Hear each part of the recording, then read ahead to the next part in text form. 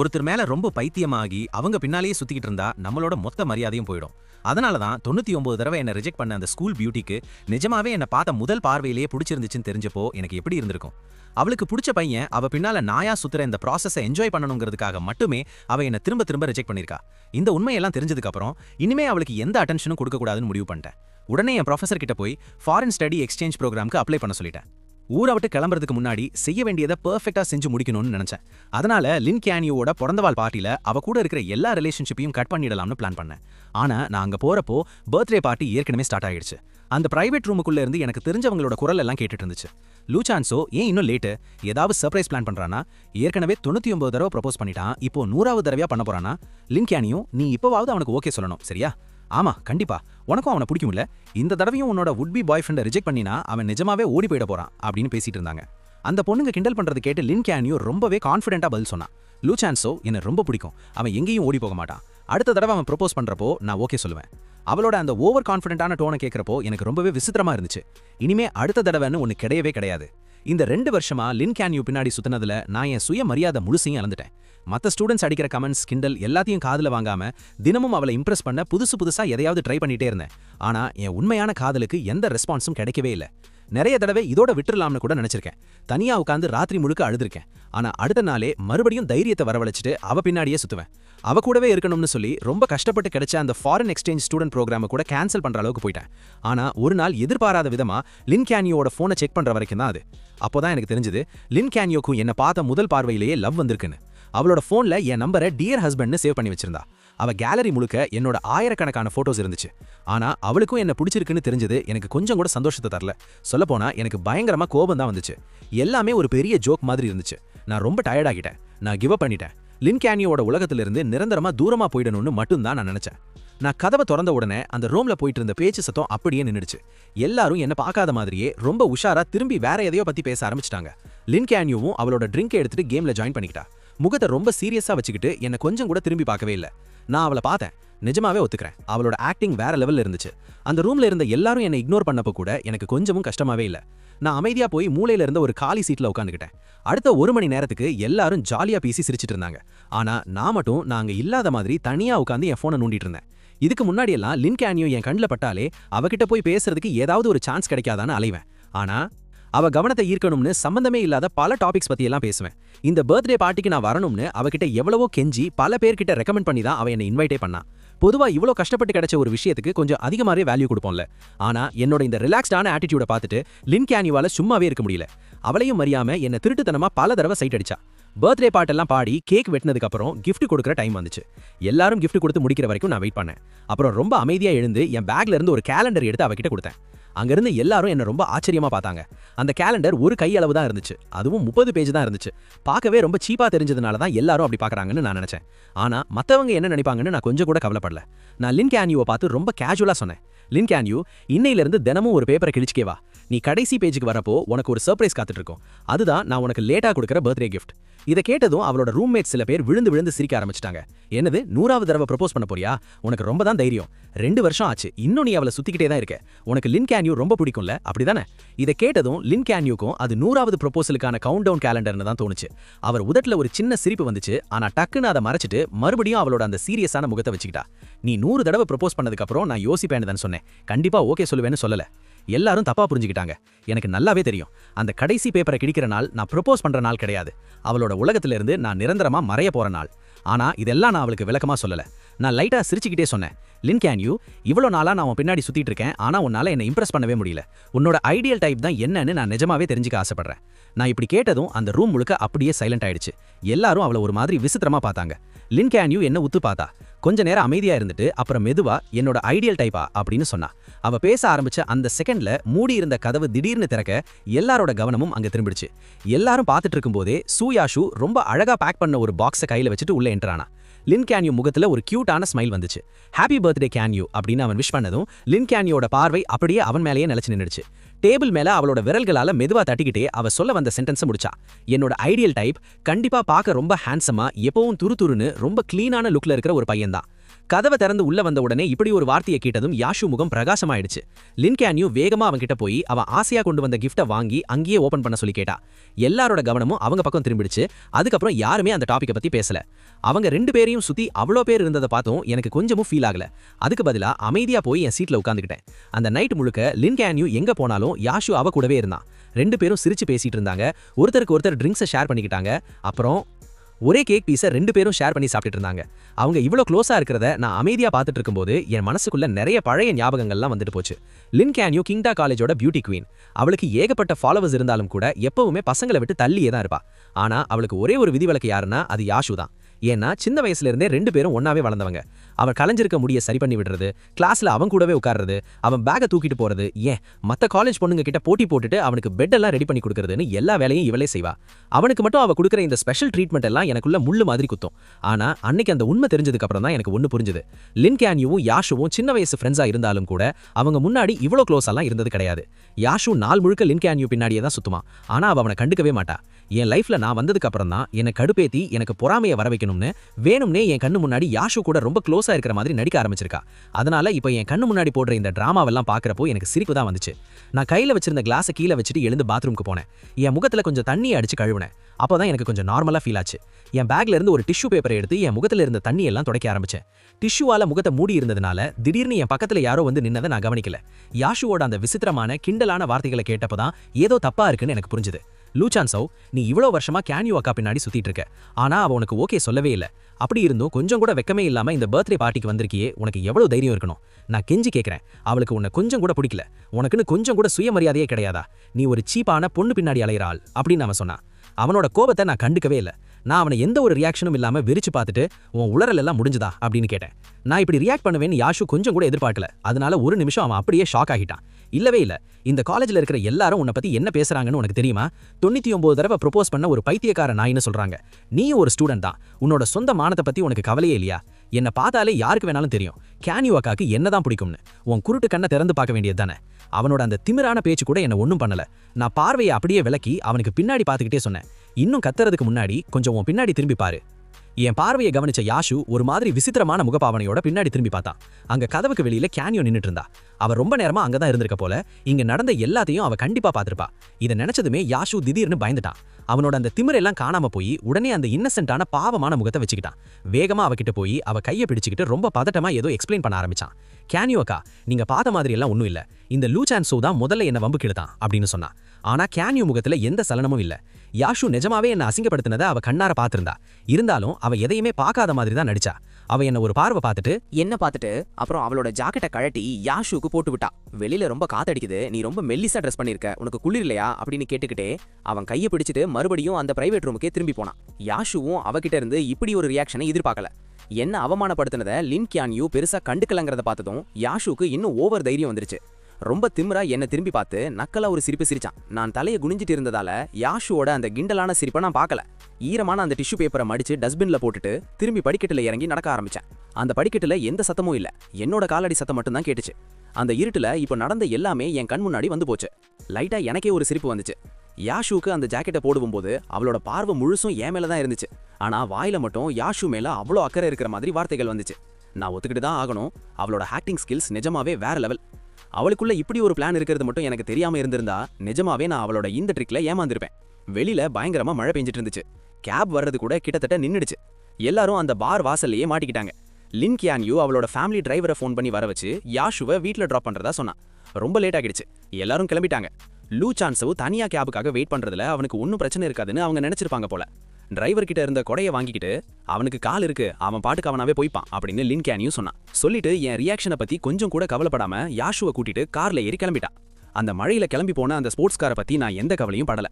என் போன்ல கேப் ஆப்பை ஓபன் பண்ணி கேப் தேடிட்டே இருந்தேன். அந்த குளிர்காத்துல 2 மணி நேரத்துக்கு மேல வெயிட் பண்ணதுக்கு அப்புறம் மழை கொஞ்சம் குறைஞ்சப்போ ஒரு வழியா ஒரு டிரைவர் என் ரைடை அக்செப்ட் பண்ணாரு. நான் வீட்டுக்கு போய் சேரும்போது மணி ராத்திரி 2 ஆகிடுச்சு. என் வீட்டு கதவு கிட்ட போய் பாஸ்வேர்டு போட்டு ஓபன் பண்ணேன். என் கதவு திறந்த அதே நேரத்துல எனக்கு ஆப்போசிட்ல இருந்த கதவும் திறக்குது. இனிமேல் கொஞ்சம் சீக்கிரமா வா, நீ கதவு திறக்கிற சத்தம் ரொம்ப அதிகமா இருக்கு, அது என் தூக்கத்தை கெடுக்குது அப்படின்னு ஒரு குரல். அப்பதான் கவனிச்சேன், அவ இன்னும் பார்ட்டிக்கு போட்டுட்டு வந்த அதே ட்ரெஸ்ஸோட தான் இருந்தா. ட்ரெஸ் கூட மாத்தல. எனக்கு எல்லாமே புரிஞ்சிடுச்சு. எனக்குள்ளேயே சிரிச்சுக்கிட்டேன். நான் ரொம்ப கேஷுவலா அப்படின்னு மட்டும் சொல்லிட்டு நேரா என் ரூமுக்கு திரும்பிட்டேன். லைட்டை போட்டுட்டு கதவை சாத்திட்டேன். நான் ஷூவை கழட்டிட்டு இருக்கும்போதே வெளியில கதவை வேகமா சாத்துற சத்தம் கேட்டுச்சு. நான் அதை கண்டுக்கவே இல்ல. என் ட்ரெஸ்ஸை மாத்திட்டு ஏசியை ஆன் பண்ணி ஒரு போர்வையை போர்த்திக்கிட்டு சோஃபாவில் அப்படியே படுத்துட்டேன். ஒரு 6 மாசத்துக்கு முன்னாடி லின் கியான் யூ காலேஜ் ஹாஸ்டலை காலி பண்ணிட்டு வெளியில வந்தான்னு ஒருத்தர் மூலமா கேள்விப்பட்டு அதுக்காகவே ஸ்பெஷலா இந்த அபார்ட்மெண்ட்டை நான் வாங்கினேன். அவளை இம்ப்ரெஸ் பண்றதுக்காகவே நான் இங்க வந்து அவளோட பக்கத்து வீட்டுக்காரனா மாறிட்டேன். காலையில அவளுக்கு பிரேக்ஃபாஸ்ட் கொண்டு போய் கொடுக்கறது, நைட்டு குட் நைட் சொல்றதுன்னு தினமும் அவளை பார்க்கறதுக்கு புதுசா ஏதாவது ஒரு சாக்கு கண்டுபிடிப்பேன். இது எல்லாமே அவளை இம்ப்ரெஸ் பண்றதுக்காக மட்டும்தான்.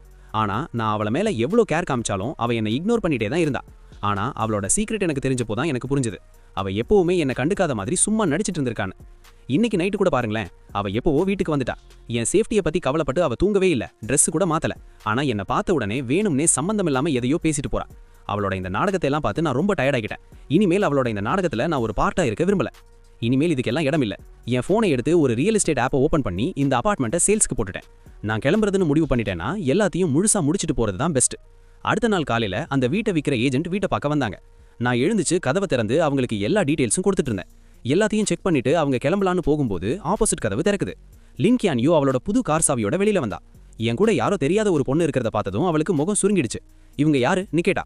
இவங்க என்னோட கசின், கொஞ்சம் திங்ஸ் கொடுக்க வந்திருக்காங்க. நான் கொஞ்சமும் யோசிக்காம போய் சொன்னேன். என் பக்கத்துல நின்ன ஏஜென்ட் என்ன ஒரு மாதிரி ஆச்சரியமா பார்த்தாங்க. ஆனா அவங்க ரொம்ப ப்ரொஃபஷனல்ங்கிறதால நான் போய் சொல்றதை காட்டிக்காம ஏதோ ஒரு சாக்கு சொல்லிட்டு அங்கிருந்து கிளம்பிட்டாங்க. நான் திரும்ப ரூமுக்கு போய் ட்ரெஸ் மாத்திட்டு காலேஜுக்கு கிளம்பலான்னு நினைச்சேன். ஆனா திரும்பி பார்த்தா லிஃப்ட்டுக்கு முன்னாடி யாரோ ஒருத்தர் வழியை மறைச்சிட்டு நின்னுட்டு இருந்தாங்க. நிமிர்ந்து பார்த்தா அது லின் கியான் யூ. எனக்கு கொஞ்சம் விசித்திரமா இருந்துச்சு. இவ இப்போதானே வெளியில கிளம்பி போனா, ஏன் இன்னும் போகாம இங்கேயே நிக்கிறா? லின் கியான் யூ என் கண்ணில் இருந்த குழப்பத்தை பார்த்துட்டு கொஞ்சம் தயக்கத்தோட, இன்னைக்கு நான் உன்னை காலேஜில் ட்ராப் பண்றேன்னு சொன்னா. இன்னைக்கு ஏன் இவ சம்பந்தம் இல்லாம வேற ஒரு ஆள் மாதிரி பிஹேவ் பண்றான்னு எனக்கு ஒண்ணுமே புரியல. அதனால எனக்கு வேண்டான்னு தலையாட்டிட்டேன். ஆனா அவ என்னவோ பெரிய வியாதிக்காரனை ட்ராப் பண்ற மாதிரி என்ன விடாப்படியா கம்பல் பண்ணா. லேட் ஆகிடும், டிராஃபிக்ல மாட்டிக்கலான்னு ஏகப்பட்ட சாக்கு சொன்னா. கடைசியில சுற்றுச்சூழல் பாதுகாப்புன்னு ஏதோ ஒரு ரீசன் சொல்ல வரப்போ அதுக்கு மேல அவகிட்ட ஆர்கியூ பண்ண முடியல. எனக்கு இன்னும் டைம் வேஸ்ட் பண்ண இஷ்டம் இல்ல. அதனால சரின்னு சொல்லிட்டேன். வழி முழுக்க நாங்க ஒரு வார்த்தை கூட பேசல. கார்ல அப்படி ஒரு அமைதி. இதுக்கு முன்னாடி என் வாயாடித்தனத்தை கேட்டு பழகினவளுக்கு நான் இவ்வளோ கெத்த அமைதியா இருக்கிறத பார்த்து ரொம்பவே ஆச்சரியமா இருந்துச்சு. இது வெறும் பிரமை இல்ல. இந்த சில நாளா நான் நிஜமாவே மாறிட்டேன். என் மாற்றம் அவளை ரொம்பவே நர்வஸ் ஆக்கிடுச்சுன்னு எனக்கு புரிஞ்சுது. காலேஜ் வந்ததும் சீட் பெல்ட்டை கழட்டிட்டு சும்மா ஒரு தேங்க்ஸ் மட்டும் சொல்லிட்டு நான் இறங்கிட்டேன். வேகமா காலேஜ் கேட்டுக்குள்ள நுழைஞ்சப்போ என்னை கடந்து போற எல்லாரும் என்ன ஒரு மாதிரி விசித்திரமா பாக்குறத நான் கவனிச்சேன். இவன் தான் அந்த லூச்சான்சோ, ஆமா இப்ப ட்ரெண்டிங்ல இருக்கானே அவன் தான், என்ன ஒரு அசிங்கம் பாரு. இப்படி அவங்க பேசுறதெல்லாம் கேட்டு உடனே என் போனை செக் பண்ணேன். என் ஃப்ரெண்ட்ஸ் சில பேர் எனக்கு சில லிங்க்ஸ் அனுப்பியிருந்தாங்க. அந்த லிங்கை ஓபன் பண்ணி பார்த்தா யாரோ ஒருத்தர் என் லூச்சான்சோ லின் கியான் யூ பின்னாடி சுத்தின மொத்த கதையையும் ஒரு காசிப் பேஜ்ல போஸ்ட் பண்ணி அது பயங்கர ட்ரெண்டிங்ல இருந்துச்சு. கிங்டா காலேஜோட பைத்தியக்கார நாய் அப்படின்னு அந்த டைட்டிலை பார்த்து நான் சுத்தமா ஷாக் ஆகிட்டேன். அந்த டைட்டிலுக்கு கீழே ரொம்ப பாப்புலரா இருந்த அந்த போஸ்ட்ல நான் லின் கியான் யூக்காக பண்ண எல்லா விஷயத்தையும் ரொம்ப டீடைல்டா எழுதியிருந்தாங்க. சின்ன சின்ன விஷயம் கூட விடாம எழுதியிருந்தாங்க. அது மட்டும் இல்லாம நான் அவளுக்கு எழுதின லவ் லெட்டர்ஸ்ல இருந்த கண்டென்ட் கூட பப்ளிக்கா லீக் ஆகியிருந்துச்சு. தூரத்துல காலேஜ் நோட்டீஸ் போர்டுக்கு முன்னாடி ஒரு பெரிய கூட்டமே நின்னுட்டு இருந்துச்சு. நான் அவளுக்காக எழுதின அந்த லவ் லெட்டர்ஸ் எல்லாம் அந்த போர்டுல ஒட்டப்பட்டிருந்துச்சு. அந்த கூட்டத்துல இருந்தவங்க எல்லாரும் அதை படிச்சுட்டு ரொம்ப கேவலமா சிரிச்சு கிண்டல் பண்ணிட்டு இருந்தாங்க. அட பாவிமே, உன் கண்ணுல மூழ்கிடுவேன்னு எழுதியிருக்கான், படிக்கவே எவ்வளவு கிரிஞ்சியா இருக்கு. 99 லவ் லெட்டர்ஸா? இந்த லவ் பண்றவங்களை எல்லாம் பார்த்தாலே எவ்வளவு பயமா இருக்கு. இவன் கிங்டா காலேஜோட நம்பர் 1 ஜீனியஸ்னு சொல்றாங்களே, இவன் போய் ஒரு பொண்ணுக்காக இப்படி அலையறானே. இந்த கமெண்ட்ஸ் எல்லாம் என் மனசை ரொம்பவே காயப்படுத்துச்சு. நான் நேரா அந்த கூட்டத்துக்குள்ள வேகமா புகுந்து அந்த லெட்டர்ஸ் எல்லாத்தையும் ஒன்னொன்னா கிழிக்க ஆரம்பிச்சேன். நான் கிழிச்சிட்டு இருக்கும்போதே கடைசி லெட்டரை கிழிச்சிட்டு இருக்கும்போது சூ யாஷுவோட அந்த கூர்மையான கசப்பான குரல் கேட்டுச்சு. கியான் யூ அக்கா, இந்த லூச்சான்ஸை உங்களுக்கு எத்தனை தடவை ப்ரப்போஸ் பண்ணிட்டான்? அவன் மேல உங்களுக்கு எவ்வளவு லவ் இருக்கு? லின் கியான் யூ எப்பவும் போல ரொம்ப கூலா இருந்துச்சு. அவ ஒரே வார்த்தை தான் சொன்னான், 0. இந்த கதையோட மெயின் கேரக்டர்ஸ் 2 பேரும் அங்கேயே இருக்கிறதையும் நான் இப்படி எல்லார் முன்னாடியும் அசிங்கப்பட்டு நிக்கிறதையும் பார்த்துட்டு அங்க இருந்த கூட்டத்தோட சிரிப்பு சத்தம் இன்னும் அதிகமாச்சு. கட்டுப்படுத்தவே முடியாத அளவுக்கு எல்லாரும் கிண்டல் பண்ண ஆரம்பிச்சாங்க. அங்க இருந்த சில பேர் வேணும்னே என்ன வம்புக்கு எடுத்தாங்க. லூச்சான்சோ, 99 தடவை ப்ரப்போஸ் பண்ணியும் உனக்கு கிடைச்சது வெறும் முட்டை தானா? நீ இன்னும் கொஞ்சம் ஹார்டா ட்ரை பண்ணணும் போல. உன்னோட அடுத்த ப்ரப்போசல் எப்போ? நாங்க எல்லாரும் வேடிக்கை பார்க்க வரோம், உனக்கு சில டிப்ஸ் கூட தரோம், என்ன சொல்ற? என் கையில இருந்த அந்த கிழிஞ்ச லவ் லெட்டர்ஸை ரொம்ப வேகமா இறுக்கி பிடிச்சேன். எந்த அளவுக்குனா என் கை விரல் மூட்டுகள் எல்லாம் வெள்ளையா மாறுற அளவுக்கு. சில வார்த்தைகள் என் உதட்டுக்கு வந்துச்சு. நான் எதையோ சொல்ல போனேன், ஆனா என்னை சுத்தி இருந்த அந்த பார்வைகளை பார்த்ததும் என்ன நானே தடுத்துக்கிட்டேன். அந்த லெட்டர்ஸை ஒரு போர் கொடி மாதிரி காத்துல உசர்த்தி பிடிச்சுக்கிட்டு சத்தமா அனௌன்ஸ் பண்ணேன். ஓகே, என்னோட 100வது ப்ரப்போசல் டிசம்பர் 3ஆம் தேதி காலை 9 மணிக்கு காலேஜோட மெயின் ஸ்கொயர்ல நடக்கும். காலேஜில் இருக்கிற எல்லா ஸ்டூடெண்ட்ஸும் அவங்க ஃப்ரெண்ட்ஸோட வந்து இதுக்கு சாட்சியா இருக்கணும்னு கேட்டுக்கிறேன். இதை சொல்லிட்டு அங்க இருந்த ரியாக்ஷனை பத்தி கவலைப்படாம தலையை நிமிர்த்தி ரொம்ப கான்ஃபிடென்ட்டா அங்க இருந்து நடந்து போயிட்டேன். அன்னைக்கு காலையில நான் கிளாஸுக்கு போகல. நேரா வீட்டுக்கு போய் நான் பத்திரமா வச்சிருந்த எல்லா லவ் லெட்டர்ஸையும் ஒன்னொன்னா கிழிச்சு சாம்பலாக்கி அப்புறம் ஃப்ளஷ் பண்ணிட்டேன். அந்த வீக்கெண்ட்ல ரொம்ப நாளா ஆக்டிவா இல்லாத ஒரு கிளப்ல இருந்து திடீர்னு ஒரு மீட் அப் மெசேஜ் வந்துச்சு. எப்படியும் நான் அந்த கிளப்ல இருந்து விலகிறதுக்கான அப்ளிகேஷனை சப்மிட் பண்ணணும்னு அங்க போனேன். ஆனா கதவை திறந்ததும் எனக்கு ஷாக்கு. எப்பவுமே இந்த மாதிரி ஈவெண்ட்ஸ்க்கு வராத லின் கியான் யூ அங்க இருந்தா. நான் அவளை கண்டுக்காம நேரா ஒரு மூலையில போய் உட்காந்துக்கிட்டேன். என்ன பார்த்த உடனே யாஷுவோட ஃப்ரெண்ட்ஸ் சில பேர் சீன் போட ஆரம்பிச்சாங்க. கேன்யூ எப்படி இங்க வேற ஒத்துக்கிட்டா? அது வேற ஒன்றும் இல்ல, நம்ம யாஷுக்கு பார்ட்டினா ரொம்ப பிடிக்கும்ல. நம்ம காலேஜ் பியூட்டி யாஷு பேச்ச மட்டும் தான் கேட்பான்னு எல்லாருக்குமே தெரியுமே. அவங்களோட இந்த சீப்பான டிராமால எனக்கு எந்த இன்ட்ரெஸ்டும் இல்ல. அதனால நான் பாட்டுக்கு சில ஆரஞ்சு பழங்களை எடுத்து தோலை உரிச்சு சாப்பிட்டுட்டு இருந்தேன். எல்லாரும் ஒன்னா சேர்ந்ததும் அந்த கிளப்போட பிரசிடென்ட் கேம் ஸ்டார்ட் பண்ணலாம்னு சொன்னாரு. எனக்கு விருப்பம் இல்லனாலும் அந்த மொக்கையான ட்ரூத் ஆர் டேர் கேமை விளையாட வேண்டிய கட்டாயம் வந்துச்சு. 7-8 ரவுண்டுக்கு அப்புறம் கடைசியில லின் கேன்யூ தோத்து போயிட்டா. எல்லாரும் எக்ஸைட்மெண்ட்ல கத்த ஆரம்பிச்சாங்க. ஸ்கூல் பியூட்டிக்கு கொடுக்கப்பட்ட டேர் இதுதான். அந்த ரூம்ல இருக்கிற யாராவது ஒரு ஆப்போசிட் ஜெண்டரை 3 நிமிஷம் கிஸ் பண்ணணும். சீக்கிரம் சொல்லுங்க பியூட்டி, இந்த டேரை முடிக்க நீங்க யாரை செலக்ட் பண்ண போறீங்க? அவ கண்டிப்பா என்ன தேர்ந்தெடுக்க மாட்டா. அவ யாரை தேர்ந்தெடுத்தாலும் எனக்கு கவலை இல்ல. நான் தலையை குனிஞ்சுக்கிட்டு என் கையில இருந்த டைஸை கூட விளையாடிட்டு இருந்தேன். நான் எதிர்பார்த்த மாதிரியே லின் கேன்யூ யாஷுவை தேர்ந்தெடுத்தா. ஆனா அந்த ரூம்ல இருக்கிற எல்லா லைட்டையும் ஆஃப் பண்ணணும்னு ஒரு கண்டிஷன் போட்டா. ரூம் முழுக்க கும்மிருட்டு, மூச்சு விடுற சத்தம் மட்டும் தான் கேட்டுச்சு. 3 நிமிஷம் கழிச்சு லைட் ஆன் ஆச்சு. லின் கேன்யூ வந்து அவளோட இடத்துல உட்காந்துச்சு. ஆனா யாஷு அங்கேயே ரொம்ப ஷாக் ஆகி ஒரு மாதிரி உடஞ்சு போய் நின்னுட்டு இருந்தான். ஏன்னா லின் கேன்யூ அவனை கிஸ்ஸே பண்ணல. நான் அவளை ஒரு பார்வை பார்த்தேன். அப்புறம் பிரசிடென்ட் அடுத்த ரவுண்டுக்கு கூப்பிட்டாரு. நான் என் கையில இருந்த 3 டைஸையும் சும்மா உருட்டி விட்டேன். ஆனா துரதிர்ஷ்டவசமா 3லையுமே 1 தான் விழுந்துச்சு. அதுதான் இருக்கிறதுலயே ரொம்ப கம்மியான ஸ்கோர். நான் ஒரு வார்த்தை கூட பேசாம அங்க இருந்த கார்டு கட்டல இருந்து ஒரு கார்டை எடுத்தேன். அதே டேர் தான் எனக்கும் வந்துச்சு. லின் கேன்யூக்கு என்ன தண்டனை கிடைச்சதோ அதே தண்டனை தான் எனக்கும். அந்த ரூம்ல இருந்த எல்லாரும் ஒரு நிமிஷம் செம எக்ஸைட் ஆயிட்டாங்க. அவங்க பார்வை எனக்கும் லின் கேன்யூக்கும் அப்புறம் யாஷுக்கும் நடுவுல அலைபாய ஆரம்பிச்சது. நான் எதையுமே பார்க்காத மாதிரி நடிச்சேன். அந்த கேம் பாயிண்டரை நகர்த்தி விட்டேன். அது எனக்கு முன்னாடி உட்கார்ந்திருந்த ஒரு ஜூனியர் பொண்ணு மேல போய் நின்னுச்சு. நான் இப்போ பின்வாங்க போறேன்னு எல்லாரும் நினைச்சாங்க. நான் அந்த ஜூனியர் பொண்ணு கிட்ட சாரி, உனக்கு ஒரு சின்ன கஷ்டம்னு சொன்னேன். அந்த பொண்ணு ஒண்ணுமே புரியாம எழுந்துக்க போனப்போ திடீர்னு லின் கேன்யூ எழுந்து அந்த பொண்ணோட சேரை உதைச்சு தள்ளிட்டா. அங்க என்ன நடக்குதுன்னு யாருக்குமே புரியல. அவ ரொம்ப கோல்டா குறுக்கிட்டு, ரொம்ப நேரமா விளையாடிக்கிட்டு இருக்கேன், எனக்கு டயர்டா இருக்கு, ஒரு பிரேக் எடுக்கலாம் சரியா அப்படின்னு சொன்னா. அவளோட ரூம்மேட்ஸ் எல்லாரும் அதுக்கு ஓகே சொன்னதால பிரசிடென்ட் அந்த தண்டனையை அப்படியே நிறுத்தி வைக்க வேண்டியதாயிருச்சு. பிரேக் டைம்ல சில பொண்ணுங்க பசிக்குதுன்னு சொன்னாங்க. உடனே அவளோட ரூம்மேட்ஸ் அங்க இருந்த பசங்களை எல்லாம் கூட்டிட்டு சாப்பாடு ட்ரிங்க்ஸ் வாங்கிட்டு வர கீழே போனாங்க. ஒரு 20 நிமிஷமாச்சு அவங்க இன்னும் வரல. பிரசிடென்ட் இனிமே வெயிட் பண்ண முடியாதுன்னு சொல்லி கேமை கண்டினியூ பண்ணலான்னு அனௌன்ஸ் பண்ணிட்டாரு. நான் என் போனை கீழே வச்சுட்டு சுத்தி பார்த்தேன். அப்பதான் கவனிச்சேன் அந்த ஜூனியர் பொண்ணு அங்க இல்ல. நிஜத்தை சொல்ல போனா அந்த ரூம்ல லின் கேன்யூவை தவிர வேற எந்த ஒரு பொண்ணுமே இல்ல. நான் இதையெல்லாம் கெஸ் பண்ண வேண்டிய அவசியமே இல்ல. லின் கேன்யூ தான் வேணும்னே இதெல்லாம் செஞ்சிருக்கான்னு எனக்கு நல்லாவே தெரியும். ஆனா அவளோட பிளான் என்னன்னு தான் எனக்கு புரியல. அவ பிளானை சக்சஸ் ஆக விடக்கூடாதுன்னு நான் முடிவு பண்ணேன். அதனால எனக்கு முன்னாடி இருந்த 500 ml கிளாஸை கையில எடுத்து எல்லாரையும் பார்த்து சைகை பண்ணேன். நான் செலக்ட் பண்ண பார்ட்னர் கிளம்பி போயிட்டாங்க. அதனால கேம் ரூல்ஸ் படி நான் இந்த ட்ரிங்க்ஸை முழுசா குடிச்சு என்னோட தண்டனையை முடிச்சுக்கிறேன்னு சொல்லிட்டு முகத்துல எந்த ஒரு மாற்றமும் இல்லாம ஒரே மூச்சுல அந்த கிளாஸை காலி பண்ணேன். நான் அவளை தேர்ந்தெடுக்காம ட்ரிங்க்ஸை தேர்ந்தெடுப்பேன்னு லின் கேன்யூ கொஞ்சம் கூட எதிர்பார்க்கல. அவ முகம் அப்படியே கோபத்துல இருண்டு போச்சு. அவ முகமெல்லாம் அப்படியே செவந்து போய் கையில இருந்த டைஸை சத்தமே வர்ற அளவுக்கு வேகமா அழுத்தி பிடிச்சா. அங்க இருந்த பாதி பேர் கிளம்பினதால அந்த கேம் அதுக்கு மேல இன்ட்ரெஸ்டிங்கா இல்ல. அதனால அந்த பார்ட்டி அங்கேயே முடிஞ்சது. எல்லாரும் போற வரைக்கும் அந்த போதையில தடுமாறிட்டே வெயிட் பண்ணேன். அப்புறம் என் பேக்ல இருந்து கிளப் ரெசிக்னேஷன் லெட்டரை எடுத்து பிரசிடென்ட் கிட்ட கொடுத்தேன். செவத்துல சாஞ்சிட்டே கீழே போக ட்ரை பண்ணேன். படிக்கட்டு கிட்ட போறப்போ மங்களா யாஷு அங்க நிக்கிறது தெரிஞ்சது. அவனை தாண்டி போயிடலான்னு நினைச்சப்போ அவன் என் கையை ரொம்ப வேகமா பிடிச்சுக்கிட்டான். அவன் கண்ணுல கோவம் கொப்பளிச்சுது. லைட்டு போட்டதுக்கு அப்புறம் ஏன் என்ன ஒரு மாதிரி விசித்திரமா பார்த்த? நான் ஒன்னு சொல்றேன் கேளு. கேன்யூ அக்கா என்ன கிஸ் பண்ணலனாலும் அதுக்கு ஒரு காரணம் இருக்கு. அவ என்ன மதிக்கிறா அதான் அப்படின்னு சொன்னான். அவன் சொன்னதை கேட்டு எனக்கு சிரிப்பு தான் வந்துச்சு. ஆனா அந்த நேரத்துல நான் என்ன சொன்னாலும் அவனுக்கு புரியாதுன்னு எனக்கு தெரியும். அதனால சும்மா தலையாட்டிட்டு நீ சொல்றது 100க்கு 100% உண்மைதான் அப்படின்னு சொல்லிட்டு கையை விடுவிக்க பார்த்தேன். ஆனா யாஷு இன்னும் டைட்டா என் கையை பிடிச்சிட்டு என்ன திட்ட ஆரம்பிச்சான். எங்க 2 பேருக்கும் நடுவுல தள்ளு முள்ளு ஆரம்பிச்சது. என் கால்கள் ஏற்கனவே தள்ளாடிக்கிட்டு இருந்ததால என்னால பேலன்ஸ் பண்ண முடியல. நான் அப்படியே பின்னாடி சரிஞ்சு அந்த உயரமான படிக்கட்டுகள்ல இருந்து உருண்டு விழுந்தேன். என்ன பார்த்து பயந்து போன யாஷுவும் நிலை குலைஞ்சு என் கூடவே படிக்கட்டுல இருந்து உருண்டு விழுந்தான். நாங்க விழுந்த சத்தம் கேட்டு அங்க இருந்து கிளம்பி போன மத்த ஸ்டூடெண்ட்ஸ் எல்லாரும் பதறி அடிச்சிட்டு ஓடி வந்தாங்க. எங்க 2 பேருக்கும் பலமான காயம் ஏற்பட்டிருக்கிறத பார்த்துட்டு எல்லாரும் பயந்துட்டாங்க. கடைசியா லின் கேன்யூ யாரையோ காண்டாக்ட் பண்ணி எங்களை அவளோட ஃபேமிலி ஹாஸ்பிட்டலுக்கு கூட்டிட்டு போனா. செக்அப் பண்ணி முடிச்ச டாக்டர் எனக்கு எலும்பு முறிவு ஏற்பட்டிருக்கணும், இப்பவே சர்ஜரி பண்ணலனா நான் நிரந்தரமா ஊனமாயிடுவேன்னு சொன்னாரு. நாங்க அடிபட்டு வந்த அந்த நிமிஷத்துல இருந்து லின் கேன்யூவோட பார்வை ஒரு செகண்ட் கூட என் மேல இருந்து விலகல. வழியால வெளிரி போன என் முகத்தையும் நெத்தியில வழியிற வேர்வையையும் பார்த்து அவளோட இதயமே வலிச்சது. ஆபரேஷன் தியேட்டர் ரெடி ஆயிடுச்சு. ஆனா அந்த ஹாஸ்பிட்டல்ல இந்த சர்ஜரி பண்றதுக்கு ஒரே ஒரு ஸ்பெஷலிஸ்ட் டாக்டர் தான் இருந்தாரு. இப்போ யாருக்கு முதல்ல ஆபரேஷன் பண்ணணும்னு லின் கேன்யூ தான் முடிவு பண்ணணும். அவ யோசிக்காம என்ன பார்த்தா, நானும் அவளை பார்த்தேன். ஆனா முன்னாடி என் கண்ணுல இருந்த அந்த காதலோ கிறுக்கோ இப்ப இல்ல. ஒரு செத்த கொலை மாதிரி எந்த ஒரு சலனமும் இல்லாம பார்வை தான் இருந்துச்சு. அந்த பார்வையை பார்த்ததும் லின் கேன்யூவோட இதயம் வேகமா துடிக்க ஆரம்பிச்சது. மேடம் சீக்கிரம் முடிவெடுங்க, யாருக்கு முதல்ல சர்ஜரி பண்ணணும்னு டாக்டர் கேட்டாரு.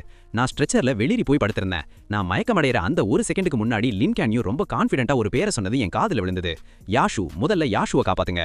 உடனே டாக்டர்கள் யாஷுவை ஆபரேஷன் தியேட்டருக்குள்ள தள்ளிக்கிட்டு போனாங்க.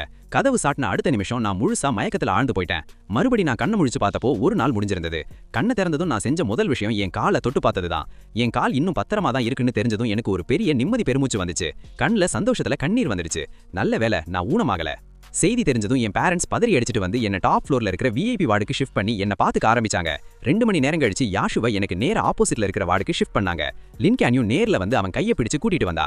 செக்கப் பண்றதுக்கு வசதியா 2 வார்டோட கதவுகளும் திறந்து தான் இருந்துச்சு. அதனால ஆப்போசிட் வார்டுல நடக்கிற எல்லாமே எனக்கு தெளிவா கேட்டுச்சு. யாஷு வழியில துடிச்சப்போ லின் கேன்யூ அவனோட மனசை திசை திருப்பறதுக்கு பல விஷயங்களை பேசிட்டே இருந்தா. அவனுக்கு ஹாஸ்பிடல் சாப்பாடு பிடிக்கலன்னு இவளே வீட்டுக்கு போய் அவனுக்கு ஏத்த மாதிரி ஹெல்தியான சாப்பாடை சமைச்சு எடுத்துட்டு வந்தா.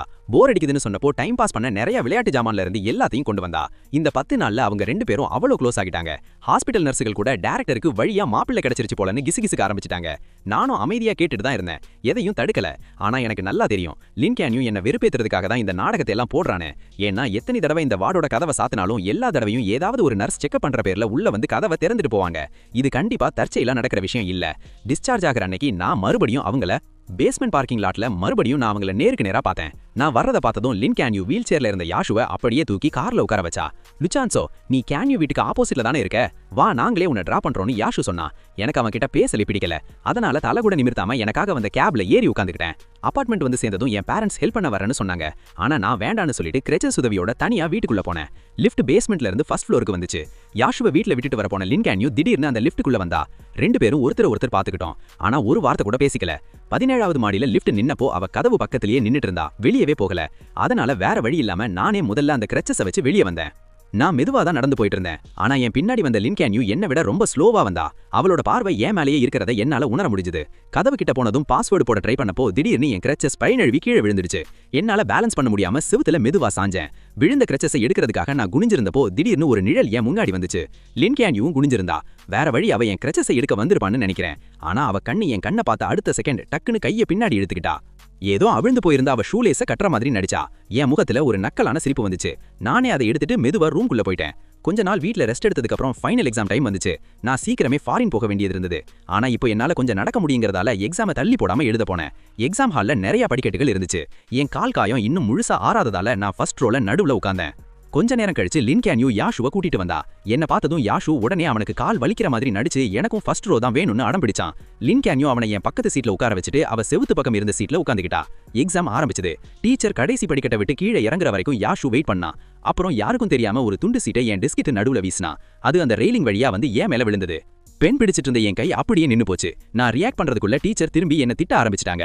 எக்ஸாமுக்கு முன்னாடியே நான் பல தடவை சொல்லியிருக்கேன், மார்க் கம்மியா எடுத்தா கூட பரவாயில்ல, ஆனா கேரக்டர்ல எந்த குறையும் இருக்கக்கூடாது. சீட்டிங் பண்றதை என்னால ஏத்துக்கவே முடியாது. நீ வேணும்னே இதை செஞ்ச. லுச்சான்சோ, உன்னோட எக்ஸாம் கேன்சல் செய்யப்படுது. அப்போதான் யாஷுவோட உண்மையான பிளான் என்னன்னு எனக்கு புரிஞ்சது. ஆனா இந்த பழியை நான் சும்மா ஏத்துக்க விரும்பல. உடனே எழுந்து நின்னு சிசிடிவி ஃபுட்டேஜை செக் பண்ண சொல்லி டிமாண்ட் பண்ணேன். ஆனா துரதிர்ஷ்டவசமா அன்னைக்கு காலையில அந்த பில்டிங்ல கரண்ட் கட் ஆகியிருந்ததால கேமரா வேலை செய்யல. யாஷுவோட முகம் அதிர்ச்சியில இருந்து ஒருவித சந்தோஷத்துக்கு மாறத பார்த்தப்போ எனக்கு பயங்கரமா கோவம் வந்துச்சு. லின் கேன்யூ யாஷு பக்கத்துல தான் உட்கார்ந்திருந்தா. அங்க நடந்த எல்லாத்தையும் அவன் நேராவே பார்த்திருந்தா. அந்த டீச்சருக்கு ஒரு அவபாய தண்டிக்க இஷ்டம் இல்ல. அதனால லின் கேன்யூவை கூப்பிட்டு விசாரிக்க ஆரம்பிச்சாரு. கிங்டா காலேஜோட அந்த எக்ஸாம் ஹாலே இப்போ அந்த பில்டிங் முழுக்க லின் ஃபேமிலி இன்வெஸ்ட் பண்ணினதுங்கிறதால லின் கேன்யூ யாருக்கும் பயப்படவோ இல்ல ஐஸ் வைக்கவோ வேண்டிய அவசியம் இல்ல. அவ எப்பவுமே நேர்மையா தான் இருப்பான்னு ஸ்டூடெண்ட்ஸ்ல இருந்து டீச்சர்ஸ் வரைக்கும் எல்லாரும் அவளை ரொம்ப நம்பினாங்க. நடந்த எல்லாத்தையும் கேட்டுட்டு லின் கேன்யூ என்னை பார்த்துட்டு அப்புறம் ரொம்ப நிதானமா சொன்னா, சீட்டிங் பண்ணது யாஷு கிடையாது. அவ அந்த ஒரு வார்த்தையை சொன்ன அடுத்த செகண்ட் என் மேல சுமத்தப்பட்ட பழி உறுதியாயிடுச்சு. லுச்சான்சோ, இப்போ என்ன சாக்கு சொல்ல போற? தப்பு பண்ணது மட்டும் இல்லாம உன் கிளாஸ்மேட் மேலேயே பழிய போடுறியா? நீ திருந்தவே மாட்ட போல. முன்னாடி நீ எடுத்த மார்க் எல்லாம் கூட இப்படி சீட் பண்ணி எடுத்தது தானா? எது எப்படியோ இந்த தடவை உன்னை விட மாட்டேன், ஸ்கூல் முழுக்க அனௌன்ஸ் பண்ணி உன்னை தண்டிக்க போறேன்னு டீச்சர் கத்துனாங்க. நான் அப்படியே உறைஞ்சு போய் நின்னுட்டேன். ஒரு பெரிய பள்ளத்துக்குள்ள விழுந்த மாதிரி ஒரு ஃபீலிங். சரி எது தப்பு எதுன்னு முடிவு பண்றப்போ லின் கேன்யூ எப்பவும் அவளோட கொள்கைப்படி தான் நடப்பான்னு நான் நம்பினேன். அதனால தான் அவ பேரை சொன்னேன்.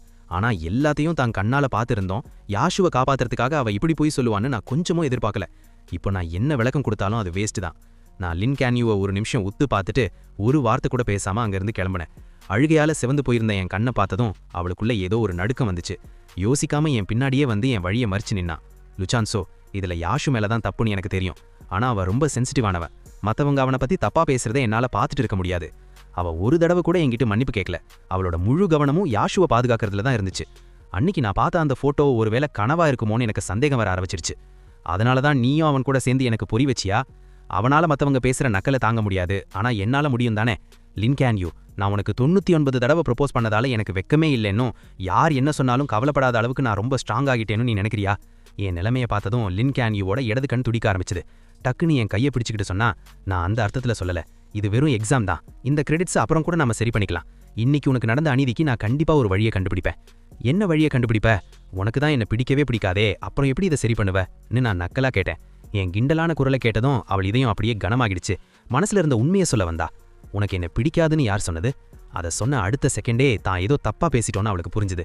உடனே பேச்ச மாத்தி, என்ன நம்பு, உன்னோட 100வது ப்ரப்போசல் அன்னைக்கு உனக்கு சேர வேண்டிய எல்லாத்தையும் நான் உன்கிட்ட திருப்பி தந்துருவேன்னு சொன்னா.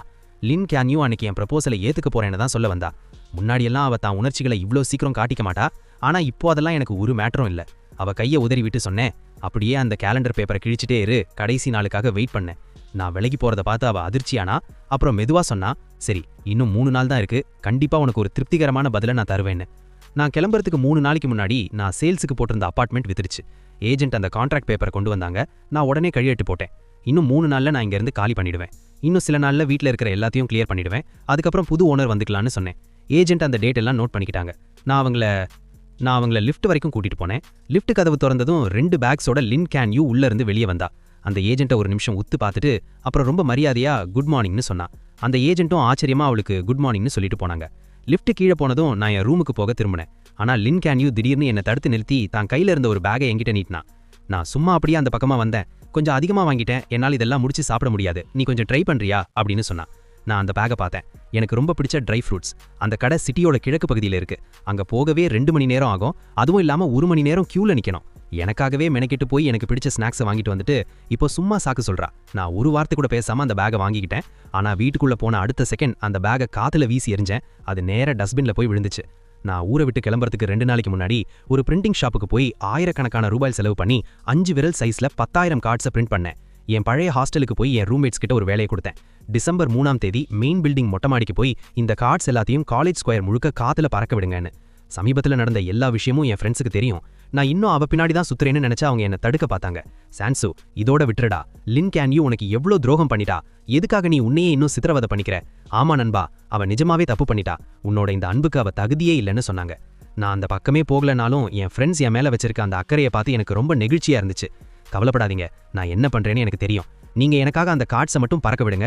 அப்புறம் அங்க ஆகிற குப்பையெல்லாம் சுத்தம் பண்றதுக்கு நான் ஏற்கனவே ஒரு கிளீனிங் கம்பெனியை ஹையர் பண்ணியிருக்கேன். அது மட்டும் இல்லாம நான் அங்க போய் அவளுக்கு ப்ரப்போஸ் பண்ண போறதில்ல.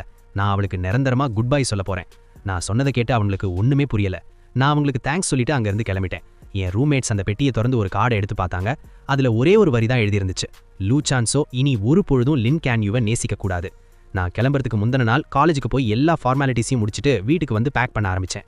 நான் இங்க வந்து 6 மாசம் தான் ஆகுது. அதனால என்கிட்ட நிறைய பொருட்கள் இல்லை. ஆனா இருந்த முக்கால்வாசி பொருட்கள் லின் கேன்யூ சம்மந்தப்பட்டதா தான் இருந்துச்சு. சில பாக்ஸை எடுத்து எல்லாத்தையும் அதில் போட்டேன்.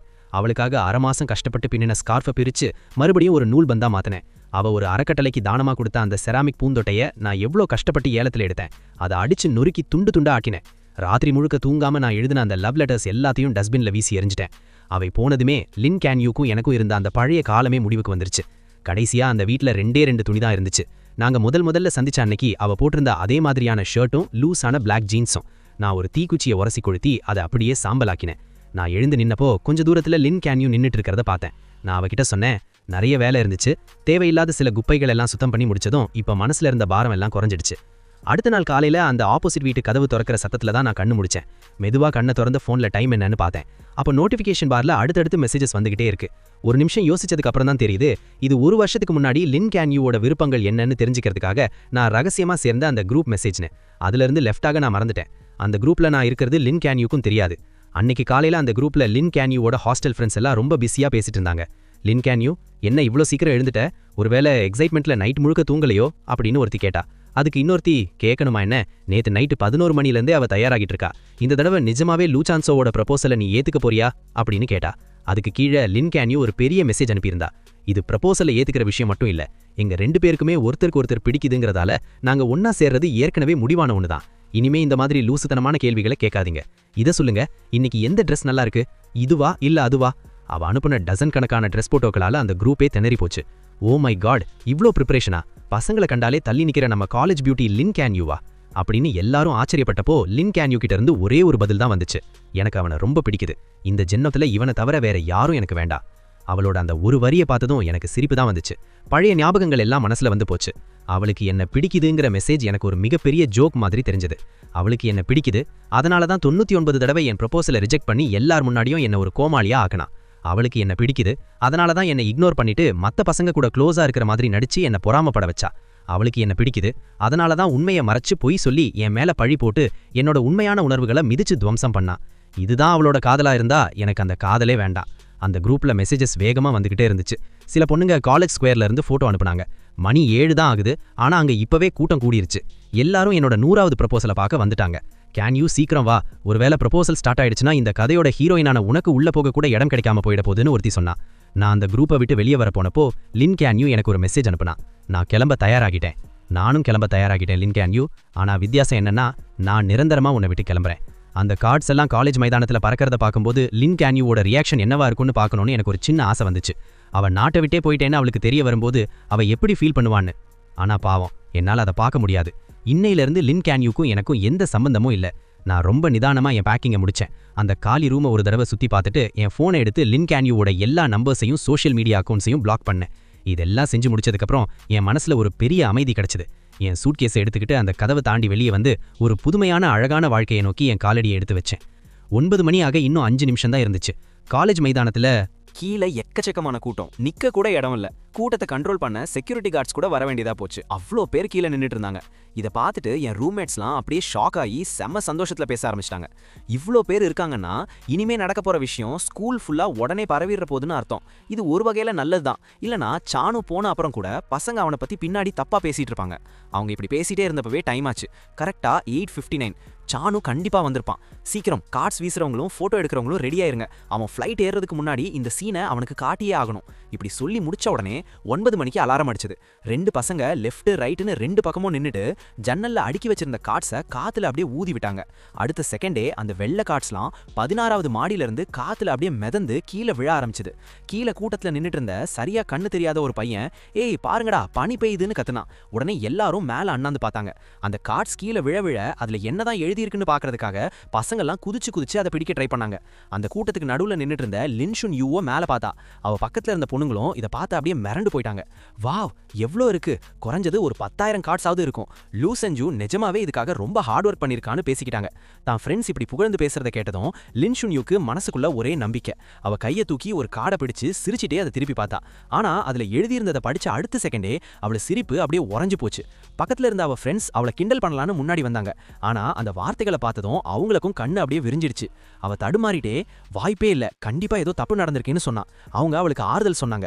கீழே விழுந்து கிடந்த மத்த கார்ட்ஸையும் எடுத்து அவகிட்ட காட்டினாங்க. ஆனா எல்லா புது கார்ட்ஸ்லயும் அதே விஷயம் தான் பிரிண்ட் ஆயிருந்துச்சு. லூ சென்ஜூக்கு இனிமே எப்பவுமே லின்ஷுன் யூவை பிடிக்காது. இப்போ உண்மையாவே எல்லாருக்கும் பயம் வந்துருச்சு. அவங்க வேகமா பக்கத்துல இருந்த அவங்க கையில இருந்த கார்ட்ஸ் எல்லாம் பிடுங்கி பார்த்தாங்க. ஆனா அதை படிச்சதும் அவங்க மனசுக்குள்ள பயம் இன்னும் அதிகமாயிடுச்சு. இது எப்படி சாத்தியம்? இது ப்ரொபோசலா? என்ன லூசுத்தனம் இது? எவனோ வேணும்னே ஏதோ சதி பண்ணியிருக்கான்னு பேச ஆரம்பிச்சிட்டாங்க. அவங்க இப்படி ஏதோ காரணம் சொல்லிட்டே இருக்கும்போது கூட்டத்துல இருந்த மத்தவங்களுக்கும் கார்ட்ஸ் கிடைச்சு அவங்களும் சத்தமா கத்த ஆரம்பிச்சிட்டாங்க. லூ சென்ஜூக்கு இனிமே லின்ஷுன் யூவை பிடிக்காதான். ஓஹோ, அப்போ இது ப்ரொபோசல் இல்ல. இந்த விஷயத்தை கிளியர் பண்றதுக்கு தான் எல்லாரையும் இங்க கூப்பிட்டு ஏமாத்தி இருக்காங்க. சும்மா பில்டப்புக்காக இவ்ளோ கஷ்டப்பட்டிருக்காங்க. இப்போ இது ஸ்கூல் ஃபுல்லா தெரிஞ்சிடுச்சு. இந்த சத்தத்தையும் மக்கள் பேசுறதையும் கேட்டதும் லின்ஷுன் யூ முகம் அப்படியே வெளுத்து போச்சு. யாரோ அவ இதயத்தை அப்படியே இறுக்கி பிடிச்ச மாதிரி இருந்துச்சு. மூளைக்கு ஆக்சிஜன் போகாத மாதிரி எல்லாம் இருட்டிடுச்சு. அவளுக்கு அப்படியே பிளாங்க் ஆயிடுச்சு. அவ கண்ணில் வெறும் அதிர்ச்சியும் பயமும் மட்டும்தான் தெரிஞ்சது. அந்த கிரவுண்ட்ல இருந்த ஆயிரக்கணக்கான பேரும் அவளோட ரியாக்ஷன் எப்படி இருக்க போகுதுன்னு பார்க்க ரொம்ப ஆர்வமா காத்துட்டு இருந்தாங்க. ஆனா எல்லாரும் எதிர்பார்த்த மாதிரியே அவ அந்த கார்ட்ஸை அப்படியே கீழே வீசி எறிஞ்சிட்டா. கையில இருந்த கார்ட்ஸை வீசி எறிஞ்சிட்டு மெயின் பில்டிங்கை நோக்கி அவ வேகமா ஓடினா. வேடிக்கை பார்த்துட்டு இருந்த கூட்டமும் உடனே அவ பின்னாடியே போச்சு. அந்த கடைசி செட் கார்ட்ஸையும் கீழே வீசிட்டு ரூம்மேட்ஸ்லாம் அங்கிருந்து கிளம்ப ரெடியானாங்க. ஆனா கரெக்டா அவங்க கதவு கிட்ட வந்தப்போ லின் ஷான் யூ அவங்களுக்கு நேரா வந்து நின்னா. அவ தன்னோட ஃப்ரெண்ட்ஸ் கூட மாடிக்கு ஓடி வந்திருந்தா. சில செகண்ட்ஸ்லயே அவங்களுக்கு பின்னாடி வேடிக்கை பார்க்கறதுக்குனே ஒரு பெரிய கூட்டமே கூடிடுச்சு. லின் ஷான் யூவை பார்த்ததும் அந்த ரூம்மேட்ஸ் உடனே அவளை கிண்டல் பண்ண ஆரம்பிச்சிட்டாங்க. ஓஹோ, அப்போ இதுதான் நம்ம சிடா ஸ்கூல் பியூட்டியா? லூ சான்ஹோ உனக்கு தகுதி இல்லான்னு தானே நீ சொன்ன. அப்புறம் எதுக்கு இப்போ இந்த போர் அடிக்கிற ஷோல கலந்துக்க இங்க வந்திருக்க? அவங்க கிண்டல் பண்ணதை கேட்டதும் லின் ஷான் யூ கோவத்துல தன் கைகளை இறுக்கமா முறுக்கிக்கிட்டா. கோவத்துல அவன் முகம் அப்படியே செவத்து போச்சு. நீங்களாம் சொந்தமா தான் இந்த கார்ட்ஸ் எல்லாம் கீழே வீசினீங்களான்னு கேட்டா. அந்த சொந்தமாங்கிற வார்த்தையை கேட்டதும் அந்த 3 பசங்களும் கொல்லுன்னு சிரிக்க ஆரம்பிச்சிட்டாங்க. எங்களுக்கு எங்க அவ்வளோ தைரியம் இருக்கு? லூ சான்ஹோ இதுக்கெல்லாம் எக்கச்சக்கமா காசு செலவு பண்ணியிருக்கான். அவன் ரொம்ப கஷ்டப்பட்டு இதெல்லாம் பிரிண்ட் பண்ணி ஸ்கூலுக்கு எடுத்துட்டு வந்தான். நாங்க வெறும் வேலைக்காரங்க தான். அவனோட இந்த கடைசி காரியத்தை முடிச்சு வச்சோம், அவ்வளவுதான். இதை கேட்டதும் பின்னாடி நின்னுட்டு இருந்த ஸ்டூடெண்ட்ஸ்லாம் தங்களுக்குள்ள முணுமுணுக்க ஆரம்பிச்சிட்டாங்க. லின் ஷான் யூக்கு லூவை பிடிக்காதுல, இப்போ அந்த பையன் விலகிட்டான், அப்புறம் எதுக்கு இவ இவ்வளோ டென்ஷன் ஆகுறா? உனக்கு ஒன்று தெரியுமா, நாவல் பாஷையில சொல்லணும்னா ரொம்ப பந்தாவா இருந்த ஒரு பொண்ணோட திமிர அடங்கி இப்போ அவ தான் காதலை தேடி போறா அப்படின்னு அர்த்தம். இப்போ அவ ஃபீல் பண்றானா அது அவளுக்கு தேவடா. முதல் 99 தடவை அவன் பின்னாடி சுத்தினப்போ இவன் என்ன பண்ணிட்டு இருந்தா? இந்த கூட்டத்தோட கமெண்ட்ஸ் எல்லாம் லின் ஷான்யூவை கத்தி மாதிரி குத்துச்சு. இத்தனை நாளா அவளுக்கு இருந்த ஓவர் கான்ஃபிடன்ஸை அப்படியே சுக்குநூறா உடைச்சிடுச்சு. இங்கிருந்து லூவோட மைண்ட் வாய்ஸ், இந்த 2 வருஷமா என்னை பத்தி அவளுக்கு முழுசா தெரியும்னு என் எண்ணங்களையும் செயல்களையும் ஈஸியா கண்ட்ரோல் பண்ணிடலான்னு அவன் நினைச்சிட்டு இருந்தா. அதுதான் நடந்துகிட்டும் இருந்துச்சு. என்னோட முந்தைய 99 ப்ரொபோசல்ஸும் அவ எதிர்பார்த்த மாதிரியே தான் முடிஞ்சுது. இந்த தடவையும் எல்லாம் சுபமா முடிஞ்சு எங்க 2 பேருக்கும் நடுவுல ஒரு பெர்ஃபெக்டான ஹாப்பி எண்டிங் இருக்கும்னு அவன் நினைச்சா. ஆனா அவ ஜெயிச்சிட்டான்னு நினைச்ச அந்த நிமிஷத்துல இந்த உலகத்துக்கே முன்னாடி நான் அவளுக்கு ஒரு பெரிய அடியை கொடுத்துட்டேன். இப்போ அவளால முன்னாடி மாதிரி கூலாவும் எதுவும் கண்டுக்காத மாதிரியும் நடிக்க முடியாது. அவளோட உண்மையான முகம் வெளியில வந்துருச்சு. லூ செஞ்சோ எங்க அப்படின்னு கேட்டா லின் சான்யூ. பிரசிடென்ட் சியூ அவன் முகத்தையே பார்த்தாரு. அவர் உதட்டுல ஒரு நக்கலான சிரிப்பு வந்துச்சு. கையை மேல தூக்கி பறவை பறக்கிற மாதிரி சைகை காட்டிட்டே ப்ரொபோசல் முடிஞ்சதுல அதான் பறந்து போயிட்டான் அப்படின்னு சொன்னாரு. அவ ஏதோ காமெடி பண்றாருன்னு நினைச்சா. ஆனா அந்த பறந்து போயிட்டாங்கிற வார்த்தையை கேட்டதும் ஒரு செகண்ட் அவளுக்கு ஹார்ட் பீட்டே நின்னு போச்சு. பறந்து போயிட்டான்னா என்ன அர்த்தம்? திடீர்னு அவ மைண்ட்ல ஒரு மோசமான எண்ணம் வந்துச்சு. முன்னாடி நின்னுட்டு இருந்த பசங்களை எல்லாம் தள்ளி விட்டுட்டு அவ மொட்டை மாடிக்கு ஓடினா. மாடி ஃபுல்லா காலியா இருந்துச்சு. அங்க யாருமே இல்ல. படிக்கட்டு லிஃப்ட் எல்லாத்துலயும் அவ்வளோ கூட்டம் இருந்ததுனால அவளால திரும்ப கீழேயும் போக முடியல. அப்போ லூ செஞ்சோடிக்கு ஸ்கூலுக்கே வரலையா? இது புரிஞ்சதும் அவ செம பேனிக் ஆயிட்டா. என்ன பண்றதுனே தெரியல. ஒரு வழியா செக்யூரிட்டி கார்ட்ஸ்லாம் மெயின் பில்டிங்ல மாட்டிக்கிட்ட கூட்டத்தை எல்லாம் கிளியர் பண்ணிட்டாங்க. தான் ஃப்ரெண்ட்ஸ் ஹெல்ப்போட லின் ஷான்யூ கீழே வந்தா. அங்க ஒரு 7-8 கிளீனர்ஸ் கீழே கிடந்த அந்த கார்ட்ஸ் எல்லாம் பெருக்கி அள்ளிட்டு இருக்கிறதா அவ பார்த்தா. கீழே கிடந்த ஷூ வச்சு பதிஞ்ச ஒரு கார்டை அவ யோசிக்காம குனிஞ்சு எடுத்தா. இப்போ அந்த வார்த்தைகளை பார்த்ததும் அவளோட ஃபீலிங்ஸ் அப்படியே மாறிடுச்சு. அவளுக்கு இருந்த கோவமும் அதிர்ச்சியும் இப்போ தீராத பயமாவும் பதட்டமாவும் மாறிடுச்சு. ஒன்னும் ஆகாத சூ, சஸ்பெண்ட் ஆன கோவத்துல தான் லூ செஞ்சு இப்படி பண்ணிருப்பான். நீ திரும்ப போய் அவன்கிட்ட எல்லாத்தையும் எக்ஸ்பிளைன் பண்ணு. உன் மனசுல இருக்கிறதெல்லாம் சொல்லு. அவனுக்கு உன்னை ரொம்ப பிடிக்கும், கண்டிப்பா மன்னிச்சிருவான். ஆமா, 2 வருஷமா உன்னை லவ் பண்ணி 99 தடவை ப்ரொபோஸ் பண்ணிருக்கான். இந்த தடவை அவன் சும்மா கோவமா இருக்கிற மாதிரி நடிக்கிறான், அவ்வளவுதான். நீ கொஞ்சம் இறங்கி போய் பேசினா கண்டிப்பா ஒத்துப்பான். எல்லாரும் இப்படி பாசிட்டிவா பேசி அவளுக்கு ஆறுதல் சொல்ல ட்ரை பண்ணாலும் இந்த தடவை எல்லாமே டோட்டலா வேற மாதிரி இருக்குன்னு லின் ஷான்யூவோட 6th சென்ஸ் சொல்லுச்சு. அவளால தன் பதட்டத்தை கண்ட்ரோலே பண்ண முடியல. ஃப்ரெண்ட்ஸ் பேசுறது கூட அவளுக்கு வெறும் இரைச்சலா தான் கேட்டுச்சு. செம கடுப்பாயி நேரா அபார்ட்மெண்ட்டுக்கு காரை ஓட்டினா. என்னை பார்த்து எல்லாத்தையும் கிளியர் பண்ணிக்கணும்னு அவன் நினைச்சா. காலையில 10:30 மணிக்கு காரை பார்க் பண்ணிட்டு மெயின் கேட் கிட்ட வந்தப்போ அங்க குப்பை தொட்டியை சுத்தம் பண்ணிட்டு இருந்தவங்கள பார்த்தா. நேத்து நைட்டு நான் தரையில உட்காந்து ஏதோ கொளுத்திட்டு இருந்த சீன் திடீர்னு அவளுக்கு ஞாபகம் வந்துச்சு. அப்பவே அவளுக்கு ஏதோ விசித்திரமா பட்டுச்சு. ஆனா என்கிட்ட எதுவும் கேட்கல. இப்போ நான் என்ன கொளுத்துனேன்னு பார்க்கணும்னு அவன் நினைச்சா. ஆனா வாட்ச்மேன் அங்க ஒரு புது டஸ்ட்பினை வச்சிருந்தாரு. குப்பாள்ற வண்டியும் அங்க இருந்து போயிடுச்சு. வேற வழி இல்லாம கையில அந்த கார்டோடைய லின் ஷான்யூ மாடிக்கு போனா. லிஃப்ட் கதவு திறந்த உடனே சில பெரிய லக்கேஜ் பாக்ஸஸ் வச்சு வழி மறைக்கப்பட்டிருக்கிறதுனால அவ உள்ளேயே மாட்டிக்கிட்டா. பக்கத்துல இருந்த ஒரு பையன் அவளால வெளியே வர முடியலங்கிறத பார்த்துட்டு உடனே சாரி கேட்டுட்டு அந்த லக்கேஜ் எல்லாம் எடுக்க ஆரம்பிச்சான். இது ஏதோ பக்கத்து வீட்டுக்கு புதுசா வந்தவர் தானன்னு அவன் நினைச்சுக்கிட்டா. இப்பதான் அபார்ட்மெண்ட்டுக்கு குடி வந்திருக்கார் போலன்னு தோணுச்சு. ஆனா அவ கதவு கிட்ட வந்தப்போ மெயின் டோர் பாதி அளவு திறந்திருந்ததை பார்த்தா. கையை தூக்கி கதவை தள்ளினா. உள்ள எவ்வளவு சத்தமோ இல்ல, ஒரே அமைதி. அந்த விசித்திரமான அமைதியை பார்த்து லின் ஷான்யூக்கு லேசா நெத்தி சுருங்குச்சு. அவ கதவை திறந்து பார்க்கலான்னு போனப்போ பின்னாடி இருந்து ஒரு பையனோட வாய்ஸ் கேட்டுச்சு. ஹலோ, நான் தான் 1705 நியூ ஓனர். இப்பதான் குடி வந்தேன், கொஞ்சம் பாத்துக்கோங்க. அந்த 1705 கேட்டதும் லின் ஷான்யூ யோசிக்காமலே கதவுல இருந்த நேம் பிளேட்டை உத்து பார்த்தா. அடுத்த நிமிஷமே அவ சிலையா உறைஞ்சு போயிட்டா. அந்த பையன் ரொம்ப ஆர்வமா தன் லக்கேஜை எடுத்துட்டு வந்து தன்னை இன்ட்ரடியூஸ் பண்ணிக்கிட்டான். ஆனா லின் ஷான்யூ காதுல ஒரு வார்த்தை கூட விழல. அவ திடீர்னு திரும்பி தன்னோட இடத்து பக்கம் இருந்த கதவை வெறிச்சு பார்த்தா. அதோட டோர் நம்பர் 1705. அந்த நியூ ஓனர் இப்ப பழைய ஓனரை பத்தி பேசிட்டு இருந்தான். பழைய ஓனர் இன்னைக்கு காலையில தான் வீட்டை காலி பண்ணிட்டு போனார்னு ஏஜென்ட் சொன்னாரு. உங்களுக்கு அவரை தெரியுமா? அவரோட கான்டாக்ட் நம்பர் இருந்தா கொடுக்குறீங்களா? அவங்க ரொம்ப அவசரமா கிளம்பி போன மாதிரி தெரிஞ்சது. இந்த அபார்ட்மெண்ட்டை ரொம்ப கம்மி விலைக்கு கொடுத்தாங்க, அதான் நான் டக்குன்னு வாங்கிட்டேன். அவங்களுக்கு ஒரு வாட்டி தேங்க்ஸ் சொல்லணும் அப்படின்னு அந்த பையன் சொன்னான். இந்த சில வார்த்தைகளை கேட்டதும் லின் ஷான்யூ மைண்ட் அப்படியே பிளாங்க் ஆயிடுச்சு. ரொம்ப நேரம் அப்படியே நின்னுட்டு இருந்த அவ திடீர்னு சுய நினைவிட்டு வந்தா. அப்படியே சைட்ல திரும்பி அந்த பாதி திறந்திருந்த கதவை முழுசா தள்ளி திறந்தா. அந்த ரூம் சுத்தமா காலியா இருந்துச்சு. சில ஃபர்னிச்சர்ஸ் தவிர அங்க எந்த பர்சனல் பொருட்களும் இல்ல. ஒரு புது வீடு மாதிரி அவ்வளோ கிளீனா இருந்துச்சு. அந்த பையன் லின் ஷான்யூ முகம் அப்படியே வெளுத்து போயிருந்ததை கவனிக்காம பல்ல காட்டி சிரிச்சுட்டே சொன்னான். செம்ம கிளீனா இருக்குல்ல. ஏஜென்ட் சொன்னாரு அந்த ப்ரோ ஒரு 3 நாளா வீட்டை கிளீன் பண்ணாராம். எல்லாத்தையும் தூக்கிட்டு போறது கஷ்டம்னு நிறைய பொருட்களை அப்படியே குப்பையில போட்டுட்டாராம். தான் எப்படி திரும்ப தான் வீட்டுக்கு வந்தோன்னு லின் ஷான்யூக்கு ஞாபகமே இல்ல. அவளுக்கு சுயநினைவு வந்தப்போ தன்னோட வீட்டு கதவு பக்கத்துல தரையில கிடக்கிறத உணர்ந்தா. அவ காலுக்கு சுத்தமா பலமே இல்ல. ஏதோ தண்ணிக்குள்ள இருந்து இழுத்து போட்ட மாதிரி அப்படியே வேர்வையில நனைஞ்சு போயிருந்தா. அவ மெதுவா தான் போன் எடுத்தா. வீசாட்ல என் ப்ரொஃபைல ஓபன் பண்ணி கை நடுங்க சில வார்த்தைகளை டைப் பண்ணா. ஏன் இங்கிருந்து காலி பண்ணிட்டு போனேன்? சென்ட் பட்டனை பிரஸ் பண்ண அடுத்த செகண்ட் ஸ்கிரீன்ல ஒரு ரெட் மார்க் வந்துச்சு. அவ கண்ணு சில செகண்ட்ஸ் அந்த ரெட் மார்க்கையே விரிச்சு பார்த்துட்டு இருந்துச்சு. மனசு கேட்காம இன்னும் சில மெசேஜஸ் அனுப்புனா. ஆனா ஒவ்வொரு தடவையும் அதே மெசேஜ் ஃபெயில்டு வார்னிங் தான் வந்துச்சு. அதாவது அவ பிளாக் பண்ணப்பட்டிருக்கா. ஃபோன் ஸ்கிரீனையே பார்த்துட்டு இருக்கப்போ யாரோ அவ கழுத்தை நெரிக்கிற மாதிரி இருந்துச்சு. மூச்சே நின்னுடுச்சு. அவ அப்படியே உறைஞ்சு போயிருந்தப்போ ஃபோன் ரிங் ஆச்சு. கையை எடுத்துட்டு ஃபோன் அட்டன் பண்ணா லைன்ல அவ ரூம்மேட் ரொம்ப பதட்டமா பேசுற வாய்ஸ் கேட்டுச்சு. சானியோ, எல்லாம் முடிஞ்சிருச்சு. லூ இசாலிக்கு போயிட்டான். இப்பதான் நோட்டீஸ் போர்டில் எக்ஸ்சேஞ்ச் ஸ்டூடெண்ட் லிஸ்ட்ல அவன் பேரை பார்த்தேன். இது லின்சான்யூ இதயத்துல இடி விழுந்தா மாதிரி இருந்துச்சு. அவ மனசுக்குள்ள ஒரு பெரிய புயலே கிளம்பிடுச்சு. கேபினெட்டை பிடிச்சு எந்திரிக்க ட்ரை பண்ணா, ஆனா மரத்து போன அவ கால்கள் அவளுக்கு சப்போர்ட் பண்ணல. அப்படியே தலைக்குப்புற தரையில விழுந்தா அவ நெத்தி செவுத்தோட கார்னர்ல பாலமா இடிச்சிருச்சு. ஒரு ஆழமான காயம் ஏற்பட்டு ரத்தம் கொட்ட ஆரம்பிச்சது. கீழே விழுந்த போன்ல இருந்து அவ ஃப்ரெண்டு பதட்டமா கத்துறது கேட்டுச்சு. என்னாச்சு உனக்கு? நாங்க உடனே வரோம். லின்சான்யூக்கு இதெல்லாம் யோசிக்க கூட நேரம் இல்ல. கையை தூக்கி தான் காயத்தான் அழுத்தி பிடிச்சா. மூளையை எறும்பு கடிக்கிற மாதிரி ஒரு வலி.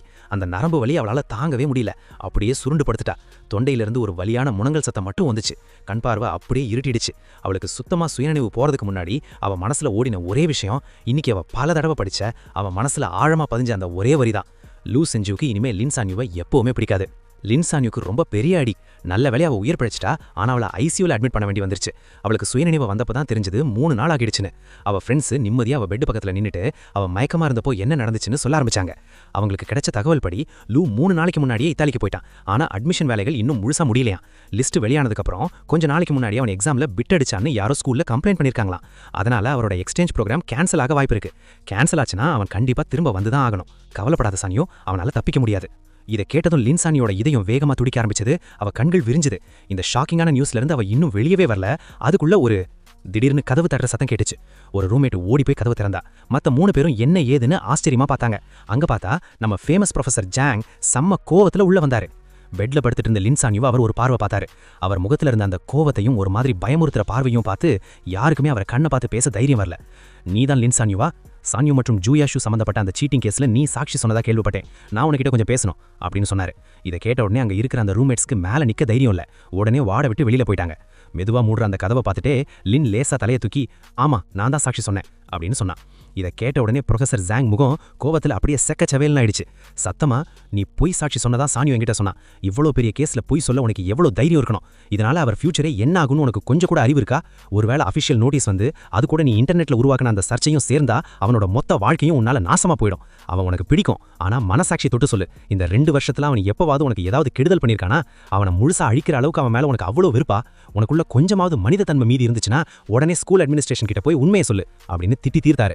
இந்த வார்த்தைகளை கேட்டதும் லின்சான்யூக்கு மைண்டே பிளாங்க் ஆயிடுச்சு. பயத்துல ஹார்ட் பீட் எகிரிடுச்சு. அந்த நேரத்துல கிளப் பார்ட்டியில நான் அவனை செலக்ட் பண்ணலாங்கிற கோவத்துல தான் அவ அப்படி பண்ணா. என்ன எப்படியாவது மன்னிப்பு கேட்க வைக்கணும்னு நினைச்சா. அதுக்காக தான் அவ டீச்சர் ஜாவோ கிட்ட போய் சொன்னா. ஆனா இது இவ்வளோ பெரிய விபரீதத்துல போய் முடியும்னு அவ கனவுல கூட நினைக்கல. நெத்தியில இருந்த காயத்தை கூட பொருட்படுத்தாம ப்ரொஃபசர் ஜாங் கூட ஸ்கூலுக்கு போய் உண்மையை சொல்றதுக்காக ரொம்ப கஷ்டப்பட்டு எந்திரிச்சா. அவங்க வாட விட்டு வெளியில வந்தப்போ ஹாஸ்பிட்டல் ஸ்டாஃப் அவங்கள தடுத்து நிறுத்தினாங்க. டாக்டர்ஸ் அவளை இப்ப அனுப்ப முடியாதுன்னு அவகிட்ட எடுத்து சொல்ல ட்ரை பண்ணாங்க. ஆனா அவ யாரு பேச்சையும் கேட்கல. நான் ஸ்கூலுக்கு போயே தீருவேன்னு அடம் பிடிச்சா. ப்ரொஃபசர் ஜாங் ஏற்கனவே டிசிப்ளினரி கமிட்டி ஹெட் கிட்ட பேசி வச்சிருந்தாரு. லின்சான்யூ டிசைன் காலேஜ் டீன் மற்றும் டீச்சர் ஜாவோ முன்னாடி நின்னு உண்மையிலே எக்ஸாம்ல பிட் அடிச்சது ஜோயான்ஷு தான் ஒத்துக்கிட்டா. ஜோயான்ஷு இப்படி ஒரு திடீர் ட்விஸ்ட்டை கொஞ்சமும் எதிர்பார்க்கல. அவ உடனே பேனிக் ஆகி, நான் எந்த தப்பும் பண்ணல, நான் அழிகிறேன். டீச்சர் ஜாவோவும் லின்சான்யூ திடீர்னு இப்படி மாத்தி பேசுவான்னு எதிர்பார்க்கல. இப்ப யாரு சொல்றத நம்புறதுன்னு அவருக்கு சுத்தமா புரியல. லின்சான்யூ எந்த ஃபீலிங்ஸும் இல்லாத முகத்தோட தான் போன் அன்லாக் பண்ணி ஒரு போட்டோவை காட்டினா. இது ஜோயான்ஷு அவன் சொந்த கையெழுத்துல எனக்கு எழுதின லெட்டர். எங்க வீட்ல இருந்து கொஞ்ச நேரத்துல இதோட ஒரிஜினல் காப்பியை எடுத்துட்டு வருவாங்க. அந்த பிட் பேப்பர்ல இருக்கிற கையெழுத்தையும் இந்த லெட்டர்ல இருக்கிற கையெழுத்தையும் நீங்க மேட்ச் பண்ணி பாத்துக்கலாம் அப்படின்னு சொன்னா. இதை கேட்டதும் ஜோயான்ஷு கதற ஆரம்பிச்சிட்டா. சானியோ, நான் யான்ஷு பேசுறேன். நாம ஒன்னா வளர்ந்ததை நீ மறந்துட்டியா? இந்த விஷயம் தானே முடிஞ்சிருச்சு, அப்புறம் ஏன் இப்படி பொய் சொல்ற அப்படின்னு கேட்டா. இவ்வளோ ஸ்ட்ராங்கான ப்ரூஃப் இருந்தும் அவ இன்னும் மழுப்ப ட்ரை பண்றத லின்சான்யூ பார்த்தா. அவ கண்ணில் செம்ம கடுப்பும் வெறுப்பும் தெரிஞ்சது. எனக்கு நீ எப்பவுமே பிடிக்காது. முன்னாடி நான் சும்மா உங்ககிட்ட நல்லவ மாதிரி நடிச்சிட்டு இருந்தேன். இப்போ எனக்கு அப்படி நடிக்க இன்ட்ரெஸ்ட் இல்லை. அதனால நான் கண்டிப்பா உன்னை காப்பாற்ற மாட்டேன். நீ தப்பு பண்ணியிருந்தா உனக்கு தண்டனை கிடைச்சுதான் ஆகணும். நீ பண்ண தப்புக்கு நீ தான் பொறுப்பேற்றுக்கணும் அப்படின்னு முகத்துல அடிச்ச மாதிரி சொல்லிட்டா. அவ இப்படி சொல்லி முடிச்ச உடனே லின் ஃபேமிலி ஆளுங்க அந்த ஒரிஜினல் லெட்டரை எடுத்துட்டு வந்தாங்க. ஒவ்வொரு எழுத்தா மேட்ச் பண்ணி பார்க்கப்போ அந்த பிட் பேப்பர்ல இருந்த கையெழுத்து ஜோயான்ஷோடதுதான் அப்பட்டமா தெரிஞ்சிருச்சு. டிசிப்ளினரி கமிட்டி உடனே ஒரு மீட்டிங் போட்டு இந்த விஷயத்தை ஸ்கூல் ஃபுல்லா சொல்லணும்னு முடிவு பண்ணாங்க. ஏன்னா இந்த சம்பவம் அவ்வளோ பெரிய இம்பாக்டை உண்டாக்கி இருந்துச்சு. அதனால ஜோயான்ஷுவை ஸ்கூல்ல இருந்தே எக்ஸ்பெல் பண்ணிட்டாங்க. அது மட்டும் இல்லாம இந்த விஷயம் அவளோட பர்மனன்ட் ரெக்கார்ட்லையும் ஏறிடுச்சு. இதெல்லாம் முடிஞ்சப்போ நல்லா இருட்டிடுச்சு. செவத்துல சாஞ்சிக்கிட்டே வெளியில வந்த லின்சான்யூ ப்ரொஃபசர் ஜாங்க தடுத்து நிறுத்தினா. ப்ரொஃபசர் ஜாங், இங்க நடந்ததெல்லாம் லூக்கு தெரியுமா அப்படின்னு கேட்டா. பிரச்சனையெல்லாம் முழுசா சால்வ் ஆகி இருந்தாலும் ப்ரொஃபசருக்கு இன்னும் கோவம் குறையல. அவன் மேல சம கடுப்புல இருந்தாரு. அவன் கிட்டத்தட்ட ஸ்கூல்ல இருந்தே துரத்தப்பட போற இடம் தான். அப்புறம் எப்படி அவனுக்கு தெரியாம இருக்கும்? உனக்கு நிஜமாவே மூளை குழம்பிடுச்சா அப்படின்னு கேட்டாரு. இப்படி திட்டு வாங்கினதும் லின்சான்யூக்கு இன்னும் கஷ்டமா போச்சு. இருந்தாலும் அவளுக்கு ஒன்று கேட்கணும்னு தோணுச்சு. இப்போ எல்லாமே சரியாயிடுச்சுல, அவன் திரும்ப வந்துருவானா அப்படின்னு கேட்டா. இந்த எக்ஸ்சேஞ்ச் ப்ரோக்ராம் டிஸ் காலேஜ்லேயே ஒன்று தான் இருக்கு. அதை லூ தான் சொந்த உழைப்பால வாங்கினான். அவன் இத்தாலியில 3 வருஷம் படிப்பான். திரும்ப வரும்போது அவனோட ஃபியூச்சர் ரொம்ப பிரைட்டா இருக்கும். அவன் எதுக்கு திரும்ப வரணும்? அதுவும் இல்லாம இங்க குயிண்டால இந்த மாதிரி ஆளுங்க இருக்கீங்க. அவன் திரும்ப வரலனா அட்லீஸ்ட் அவன் நிம்மதியாவது இருப்பான். இந்த மாதிரி ஒரு பொண்ணு விஷயத்துல அவன் கண்ண மூடித்தனமா இருக்கான்னு எனக்கு முன்னாடியே தெரிஞ்சிருந்ததுன்னா ஒரு பார்ட்னரை சூஸ் பண்ணும்போது கண்ணை நல்லா திறந்து வச்சுக்கடான்னு அப்பவே சொல்லியிருப்பேன் அப்படின்னு முகத்துல அடிச்ச மாதிரி சொல்லிட்டு போயிட்டாரு. இங்க இருந்து ஹீரோ லூவோட பாயிண்ட் ஆஃப் வியூ. நான் பீச்ல ஜாலியா சன் பாத்திங் எடுத்துட்டு இருக்கப்போ தான் ப்ரொஃபசர் ஜாங் கிட்ட இருந்து எல்லாம் சரியாயிடுச்சுன்னு கால் வந்துச்சு. லின் சான் யூவை எப்படி உண்மையை சொல்ல வச்சாருன்னு எனக்கு தெரியல, ஆனா நான் அவருக்கு ரொம்ப தேங்க்ஸ் சொன்னேன். ப்ரொஃபசர் எனக்கு இன்னும் சில அட்வைஸ்லாம் பண்ணிட்டு அவர் மீட்டிங்க்கு கிளம்பிட்டாரு. என் பக்கத்துல இருந்த ஜூஸ் குடிச்சிட்டே பீச் சேர்ல நல்லா ரிலாக்ஸ் பண்ணேன். நான் 3 நாளைக்கு முன்னாடியே இத்தாலிக்கு வந்துட்டேன். நேரா போய் அட்மிஷன் வேலைகளை முடிச்சிடலான்னு பிளான் பண்ணேன். ஆனா ஸ்கூல் அட்மினிஸ்ட்ரேஷன் சீனாவுக்கு கால் பண்ணி வெரிஃபிகேஷன் பண்ணப்போ என் அட்மிஷன்ல ஏதோ பிரச்சனை இருக்குன்னு மேற்கொண்டு ப்ராசஸ் பண்ண முடியாதுன்னு திடீர்னு சொல்லிட்டாங்க. நான் உடனே என் ரூம்மேட் கிட்ட கேட்டேன். அப்பதான் யாரோ என் மேல ரகசியமா கம்ப்ளைண்ட் பண்ணிருக்காங்கன்னு தெரிஞ்சது. உடனே நான் ப்ரொஃபசர் ஜாங்கை கான்டாக்ட் பண்ணி நடந்த எல்லாத்தையும் சொல்லி ஹெல்ப் கேட்டேன். ப்ரொஃபசர் ஜாங் சிங்டா காலேஜ்லயே ரொம்ப மரியாதைக்குரிய ஆளு தான். இருந்தாலும் இந்த பிரச்சனையை சால்வ் பண்றது அவ்வளவு ஈஸி இல்லைன்னு எனக்கு தெரியும். எந்த புயல் வந்தாலும் சமாளிக்க நான் ரெடியாவே இருந்தேன். உண்மையை சொல்லணும்னா லின் சான் யூவை மீட் பண்ணதுல இருந்து என் ஸ்ட்ரெஸ் லெவல் செம்மையா எகிரிடுச்சு. ஆனா இப்போ ஸ்கூல்ல இருந்தே துரத்தப்பட போற அளவுக்கு இவ்வளவு பெரிய பிரச்சனை வந்தப்ப கூட நான் ரொம்ப கூலா அமைதியா இருந்தேன். சொல்ல போனா நைட்டு ஓவர் நைட்ல ஒரு ஃப்ளைட் டிக்கெட்டை புக் பண்ணி ஜாலியா வெக்கேஷனுக்கு பீச்சுக்கே வந்துட்டேன். இப்போ எல்லாமே செட்டில் ஆயிடுச்சு. ரொம்ப ரிலாக்ஸ்டா ஃபீல் பண்ணேன். எப்ப திரும்ப போய் மீதி அட்மிஷன் வேலையை முடிக்கலாம்னு யோசிச்சுக்கிட்டே ஃப்ளைட் டிக்கெட் சர்ச் பண்ணிட்டு இருக்கப்போ கரெக்டா ஹாஸ்டல் குரூப் சாட்ல இருந்து ஒரு நோட்டிஃபிகேஷன் வந்துச்சு. சான் யூ இப்பதான் ஹாஸ்டலுக்கு வந்தா. அவ உன்னோட கான்டாக்ட் நம்பர் கேக்குறா. அவ சொன்னா, அவ உங்ககிட்ட மன்னிப்பு கேட்கணும்னு சொன்னா, ஆனா நாங்க ஏமாற ரெடியா இல்ல, நீ கவலைப்படாத. நாங்க அவளுக்கு உன்னோட ஃபோன் நம்பரை கூட தரல. அவ பார்க்க எவ்வளவு வீக்கா உடம்பு சரியில்லாத மாதிரி இருந்தானோ உனக்கு தெரியாது. அவ தலை ஃபுல்லா பேண்டேஜ் போட்டிருந்துச்சு. அவ கடந்த 2 நாளா ஐசியூல இருந்தானே கேள்விப்பட்டேன். கர்மா சும்மா விடாது, இது அவளுக்கு தேவைதான். இந்த ஃபன்னியான மெசேஜஸ் எல்லாம் படிச்சதும் லின் சான் யூ என் புது நம்பர் கேட்டு அவங்க தரமாட்டேன்னு சொன்ன சீன் அப்படியே என் கண்ணு முன்னாடி வந்துச்சு. என் உதட்டுல ஒரு சிரிப்பு வந்துச்சு. நான் உடனே அந்த குரூப்புக்கு ஒரு பெரிய ரெட் என்வலப், அதாவது சீனால டிஜிட்டலா காசு அனுப்புற பழக்கம், அனுப்பிட்டு இந்த சில நாளா நீங்க பண்ண எல்லா ஹெல்ப்புக்கும் ரொம்ப தேங்க்ஸ், எல்லாமே சூப்பரா சால்வ் ஆயிடுச்சு. இந்த 3 வருஷம் முடிஞ்சு நான் சீனா திரும்ப வரும்போது உங்க எல்லாருக்கும் ட்ரீட் வச்சு நேர்ல தேங்க்ஸ் சொல்றேன்னு மெசேஜ் போட்டேன். மிலானுக்கு முடிஞ்ச அளவுக்கு சீக்கிரமா ஒரு ஃப்ளைட் டிக்கெட்டை புக் பண்ணிட்டு நல்லா சோம்பல் முறிச்சிட்டு எழுந்திருச்சேன். அந்த சாஃப்டான பீச் மணல்ல நடந்து என் ஹோட்டலை நோக்கி போனேன். இந்த தடவை அட்மிஷன் ப்ராசஸ் எந்த பிரச்சனையும் இல்லாம ரொம்ப ஸ்மூத்தா முடிஞ்சது. அஃபிஷியலா சீல் வச்ச டாக்குமெண்ட்ஸ், புது ஸ்டூடெண்ட் ஐடி கார்டு எல்லாம் என் கையில இருந்ததை பார்த்ததும் என் முகத்துல ஒரு திருப்தியான சிரிப்பு வந்துச்சு. நீ ஹாஸ்டல்ல தங்க போறியா இல்ல தனியா அபார்ட்மெண்ட் பார்க்க போறியான்னு கேட்டாங்க. நான் ஏற்கனவே ஒன்று பார்த்துட்டேன். எனக்கு நிறைய இன்டர்நேஷனல் ஸ்டூடெண்ட்ஸ் இருக்கிற கூட்டமான ஹாஸ்டல்ல தங்க பிடிக்காது. அதனால நான் இங்க வரதுக்கு முன்னாடியே ஸ்கூலுக்கு பக்கத்துல ஒரு சின்ன அபார்ட்மெண்ட் வாங்கிட்டேன்னு சொல்லிட்டேன். உடனே என் லக்கேஜ் எல்லாம் பேக் பண்ணிட்டு அங்க குடி போயிட்டேன். அங்க போனதும் எனக்கு முன்னாடி படிக்கட்டுகள் இருக்கிறத பார்த்தேன். என்னோட பெரிய சூட்கேஸை தூக்க ட்ரை பண்ணிட்டு ஒரு பெருமூச்சு விட்டேன். காசு கொடுத்து யாரையாச்சும் ஹெல்ப்புக்கு கூப்பிடலாமான்னு யோசிச்சுட்டு இருந்தப்போ திடீர்னு ஒரு ரொம்ப அழகான பொண்ணு என்கிட்ட வந்தா. உங்களுக்கு ஏதாவது ஹெல்ப் வேணுமான்னு இங்கிலீஷ்ல கேட்டா. நான் உடனே ஆமான்னு தலையாட்டினேன். அந்த அழகான பொண்ணு என் லக்கேஜை தூக்க ஹெல்ப் பண்ணா. 2 பேரும் படி ஏற ஆரம்பிச்சோம். வழி ஃபுல்லா பேசிக்கிட்டே போனோம். அபார்ட்மெண்ட் கதவு கிட்ட போறதுக்குள்ளேயே நாங்க 2 பேரும் ஒருத்தருக்கு ஒருத்தர் நல்லாவே இன்ட்ரோ ஆகிட்டோம். நான் லேசா குனிஞ்சு தேங்க்ஸ் சொன்னேன். ஆனா அவ லக்கேஜை தூக்குனதால செவந்து போன தான் உள்ளங்கையை காட்டிட்டு ஜாலியா கிண்டலா கேட்டா. நான் உனக்கு இவ்வளோ ஹெல்ப் பண்ணேன், வெறும் தேங்க்ஸ் மட்டும் தானா? தப்பா நினைச்சிக்கலன்னா உன்னோட பிசினஸ் கார்டு கொடுக்குறியான்னு கேட்டா. ஒரு நிமிஷம் எனக்கு என்ன சொல்றதுன்னே தெரியல. உடனே என் பாக்கெட்ல தேடி பார்த்தேன், ஆனா ஒன்றும் இல்ல. ரொம்ப சாரி சொல்லிட்டு, சாரி என்கிட்ட கார்டு இல்லைன்னு சொன்னேன். உடனே அவ எங்கிருந்தோ ஒரு பேனாவை எடுத்து அவ கையை என்கிட்ட நீட்டினா. பரவாயில்ல, உன் ஃபோன் நம்பர் என் கையில எழுதுன்னு சொன்னா. நான் சில செகண்ட்ஸ் தயங்கினேன். ஆனா அப்புறம் அந்த பேனாவை வாங்கி அவ கையில என் நம்பரை எழுதி கொடுத்தேன். புது அபார்ட்மெண்ட்டுக்கு குடி வந்த அப்புறமா சில நாளா செம பிஸியா இருந்தேன். ஒரு வழியா வீட்டை எல்லாம் செட் பண்ணி முடிச்சேன். நேத்து நைட் எனக்கு ஒரு மெசேஜ் வந்துச்சு. அதுல இந்த பேட்ச்ல வந்திருக்கிற எல்லா இன்டர்நேஷனல் எக்ஸ்சேஞ்ச் ஸ்டூடெண்ட்ஸும் ரிப்போர்ட் பண்ணி முடிச்சிட்டாங்கன்னு, நாளைக்கு ஆடிட்டோரியத்துல ஒரு வெல்கம் செரிமனி இருக்கும்னு போட்டிருந்துச்சு. டைமை நோட் பண்ணி வச்சுட்டு அடுத்த நாள் காலையிலேயே சீக்கிரமாவே வீட்டை விட்டு கிளம்பிட்டேன். இந்த சில நாளா எனக்கு ஃப்ரீ டைம் கிடைக்கிறப்பெல்லாம் ஸ்கூலை சுத்தி பார்க்க அலைஞ்சிட்டு இருந்தேன். ஆனா ஸ்கூல் ரொம்ப பெருசு, எல்லா பில்டிங்கும் பார்க்க ஒரே மாதிரி இருந்துச்சு. அதனால நான் வழி மாறி போயிட்டேன். செரிமனிக்கு டைமும் ஆகிடுச்சு. யார்கிட்டயாவது வழி கேட்டலான்னு நினைச்சப்போ திடீர்னு என் ஃபோன் ரிங் ஆச்சு. அது ஒரு அன்னோன் நம்பர். சில செகண்ட்ஸ் யோசிச்சுட்டு அந்த கால் அட்டன் பண்ணேன். எதிர்முனையில ஒரு ரொம்ப பழக்கப்பட்ட வாய்ஸ், ஆனா யாருதுன்னு எனக்கு ஞாபகம் வருங்க. நான் குழப்பத்தில் இருந்தப்போ திடீர்னு பின்னாடி இருந்து யாரோ என் தோள் மேல கையை வச்சாங்க. திரும்பி பார்த்தா அது சில்வியா. கொஞ்ச நாளுக்கு முன்னாடி எனக்கு ஹெல்ப் பண்ண அதே அழகான பொண்ணு. அவ சிரிச்சுட்டே எனக்கு ஹலோ சொன்னா. அவ ஃபோன் இன்னும் அவ காதுல தான் இருந்துச்சு. அப்போதான் எனக்கு புரிஞ்சது நான் பேசிட்டு இருந்தது அவளோட நம்பர்னு. என் முகத்துல ஒரே ஆச்சரியம். 2 பேரும் சத்தமா சிரிச்சிட்டோம். எங்க தொலைஞ்சு போன நீ எப்போ? நான் வழி மாறிட்டேன்னு உன்னையே சொன்னேன். ஆடிட்டோரியம் பேரை கேட்டதும் அவளும் அங்கதான் போகணும்னு உடனே எனக்கு வழி காட்டுறதா சொன்னா. நானும் அங்கதான் போறேன், வா நான் கூட்டிட்டு போறேன். எனக்கு அவ மேல எந்த டவுட்டும் வரல. நாங்க 2 பேரும் சிரிச்சு பேசிக்கிட்டே அந்த லேபிரந்த் மாதிரி இருந்த காலேஜ் கேம்பஸ்ல நடந்து போனோம். ஒரு 10 நிமிஷம் கழிச்சு சில்வியா முன்னாடி இருந்த பில்டிங்கை காட்டி நம்ம வந்துட்டோம்னு சொன்னா. நான் ஃபோன் எடுத்து செக் பண்ணேன். சீனியர்ஸ் அனுப்பின போட்டோல இருந்த மாதிரியே எக்ஸாக்டா இருந்துச்சு. நான் உடனே சில்வியாவுக்கு டாடா காட்டிட்டு தேங்க்ஸ் சொன்னேன். வெல்கம் செரிமனி ஒரு 2 மணி நேரம் நடந்துச்சு. நான் ஆடிட்டோரியத்தை விட்டு வெளியே வந்தப்போ எனக்கு முதுகு வலிக்க ஆரம்பிச்சிடுச்சு. எங்க போய் லஞ்ச் சாப்பிடலான்னு யோசிச்சுட்டு இருந்தப்போ திடீர்னு என் முன்னாடி மறுபடியும் சில்வியா சிரிச்சிட்டே ஹலோ சொல்லிட்டு லஞ்சுக்கு என்ன பிளான்னு கேட்டா. நானே அதை பத்தி தான் கவலையா யோசிச்சுட்டு இருந்தேன். அவன் என் நிலைமையை புரிஞ்சுக்கிட்டு ஒரு ரெஸ்டாரண்ட்டை சஜஸ்ட் பண்ணி அவ கூட வர சொல்லி கூப்பிட்டா. நானும் ஓகே சொல்லிட்டு அவ கூட ஸ்கூலை விட்டு கிளம்பினேன். ரெஸ்டாரண்ட் வாசலுக்கு போனது தான் பார்த்தேன். அது ஒரு சைனீஸ் ரெஸ்டாரண்ட். எனக்கு கொஞ்சம் ஆச்சரியமா இருந்துச்சு. நான் சைனீஸ் ஃபுட் ட்ரை பண்ணணும்னு நினைக்கிறியா? உனக்கு இது பிடிக்குமா? இங்க இருக்கிற ஃபுட் எப்பவுமே உனக்கு செட் ஆகாதுன்னு நான் கேள்விப்பட்டேன்னு கேட்டேன். இன்னைக்கு நம்ம லஞ்ச் சூப்பரா இருக்கணும்னு நினைச்சேன். எனக்கும் சைனீஸ் ஃபுட் ட்ரை பண்ணணும்னு ஆசை. அதை தான் இந்த ரெஸ்டாரண்ட்டை சூஸ் பண்ணேன்னு அவ சொன்னா. அவ இவ்வளோ கேரிங்கா இருப்பான்னு நான் எதிர்பார்க்கல. அதனால அவளை அப்செட் பண்ண எனக்கு இஷ்டம் இல்ல. அப்போ இந்த ரெஸ்டாரண்ட் பெர்ஃபெக்ட்டா இருக்கும். இங்க நான் தான் ஹோஸ்ட். அதனால இந்த சாப்பாடு ஏன் செலவு? உன்னோட முதல் சைனீஸ் ஃபுட் எக்ஸ்பீரியன்ஸ் சூப்பரா இருக்கணும்னு நம்புறேன். பேசிட்டே ரெஸ்டாரண்ட்குள்ள போய் ஒரு சீட்டை பிடிச்சு உட்கார்ந்தோம். சில்வியாவோட அந்த ஜாலியான ஃப்ரெண்ட்லியான கேரக்டரால எங்க லஞ்ச் ரொம்ப செமையா போச்சு. ஈஸ்ட் மற்றும் வெஸ்ட் கல்ச்சருக்கு நடுவில் இருக்கிற வித்தியாசங்களை பற்றியும் ஸ்கூலில் நடந்த சுவாரஸ்யமான விஷயங்களை பற்றியும் நாங்கள் பேசிக்கிட்டோம். சீக்கிரமாகவே நாங்கள் நல்ல ஃப்ரெண்ட்ஸ் ஆகிட்டோம். லஞ்ச் முடிஞ்சதும் சில்வியா என்னை அபார்ட்மெண்ட்டில் ட்ராப் பண்ணா. கிளம்பும்போது அவன் பக்கத்தில் லேசாக ஒரு சோகம். இந்த வீக்கெண்ட் ஆஃப்டர்நூன் டீக்கு நான் உன்னை இன்வைட் பண்ணலாமான்னு கேட்டா. அந்த வீக்கெண்ட் கிளைமேட் ரொம்ப சூப்பராக இருந்ததுனால நான் ரொம்ப சந்தோஷமாக போய் ஒரு கார்டன் கேஃபேல சில்வியா கூட உட்காந்தேன்.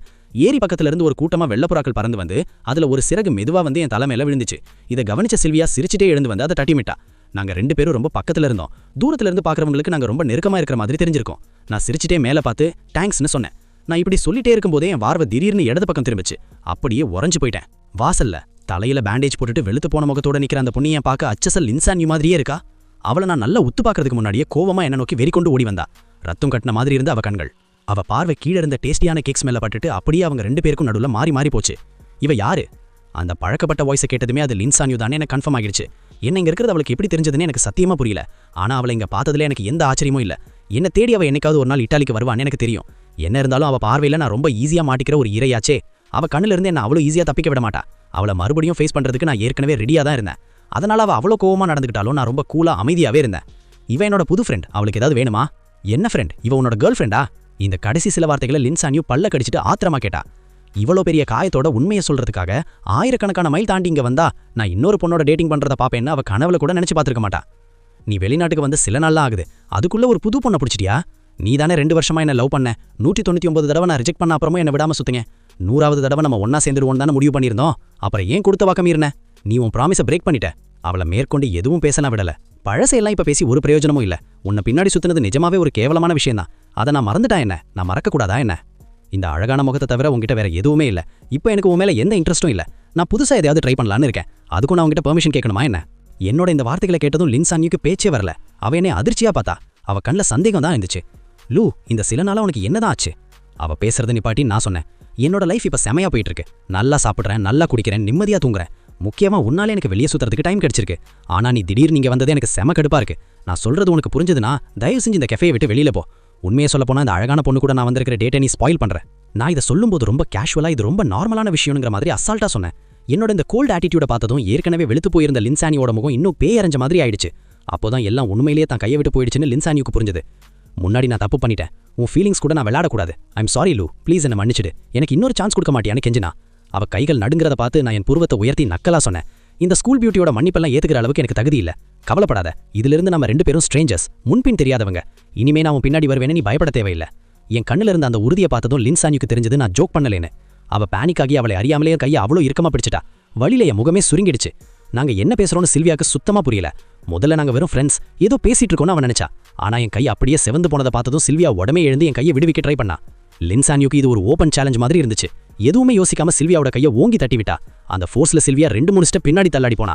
லின்சானியோ சில்வியாவை ரொம்ப கோவமா முறைச்சு பார்த்துட்டு என் கையை பிடிச்சு இழுத்துட்டு நான் அவ கூட போக விரும்பலன்னு பார்த்ததும் சில்வியா செவுத்துல சாஞ்சு தன்னை சுதாரிச்சுக்கிட்டா.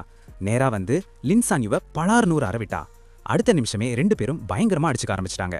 கஸ்டமர்ஸ் எல்லாம் தங்களுக்கு இங்க அடிபட்டுருமோன்னு பயந்துட்டு வெளியில ஓடிட்டாங்க. செகண்ட் ஃப்ளோர்ல இருந்த ஓனர் உடனே போலீஸுக்கு கால் பண்ணிட்டாரு. போலீஸ் வந்து சம கோபத்துல இருந்த 2 பேரையும் பிரிச்சு போலீஸ் ஸ்டேஷனுக்கு கூட்டிட்டு போனாங்க. லின்சான்யூ தலையில இருந்த பேண்டேஜ் கண்டு அவளோட அந்த பயங்கரமான காயம் வெளியில தெரிஞ்சது. இதை பார்த்து போலீஸே மிரண்டுட்டாங்க. சில்வியா உடம்பு சரியில்லாத ஒரு பொண்ணை அடிச்சிட்டான்னு அவங்க நினைச்சாங்க. சில்வியா திரும்ப திரும்ப தான் எந்த தப்பும் பண்ணலன்னு சொன்னா. ஆனா அடிபட்டு இருந்த லின்சான்யூ விடுறதா இல்ல. சில்வியா தான் முதல்ல கை வச்சான்னு அவ அடிச்சு சொன்னா. 2 பேரும் ரொம்ப நேரமா சண்டை போட்டாங்க. போலீஸுக்கே சம கடுப்பாயிடுச்சு. ஆனா யார் மேல தப்புன்னு அவங்களால கண்டுபிடிக்கவே முடியல. கடைசியா வேற வழி இல்லாம அங்க இருந்த ஒரே சாட்சியான என்கிட்ட வந்தாங்க. உண்மையிலே என்ன நடந்துச்சுன்னு சொல்ல முடியுமான்னு கேட்டாங்க. இந்த கேள்வியை கேட்டதும் 2 பேரும் உடனே திரும்பி ரொம்ப எதிர்பார்ப்போட என்ன பார்த்தாங்க. நான் கொஞ்சம் கூட யோசிக்காம என் கையை தூக்கி லின்சானியோவை காட்டி இவதான் முதல்ல அவளை தள்ளிவிட்டான்னு சொன்னேன். இதை கேட்டதும் லின்சானியோ அப்படியே உறைஞ்சு போயிட்டா. நான் அவளுக்கு எதிரா சாட்சி சொல்வேன்னு அவளால நம்பவே முடியல. அவ குரல் அப்படியே நடுங்குச்சு. நான் அவளை சும்மா லைட்டா தான் தள்ளினேன். அவ தான் முதல்ல என்ன அரைஞ்சா. ஏன் இப்படி பண்ற? அவ பேச்சு அதோட நின்றுடுச்சு.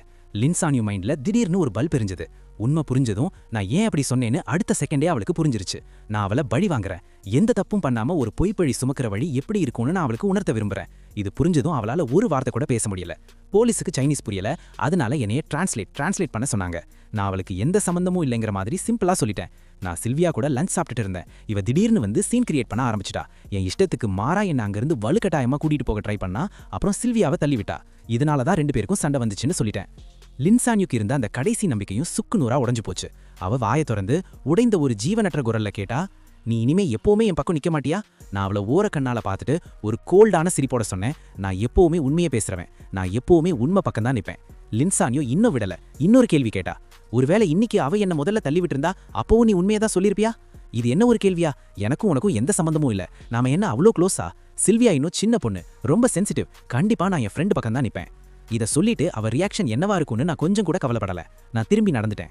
நான் சொன்ன சாட்சியமும் உடனே செக் பண்ணப்பட்ட சிசிடிவி ஃபுட்டேஜும் சேர்ந்ததால உண்மை சீக்கிரமாவே வெளியில வந்துருச்சு.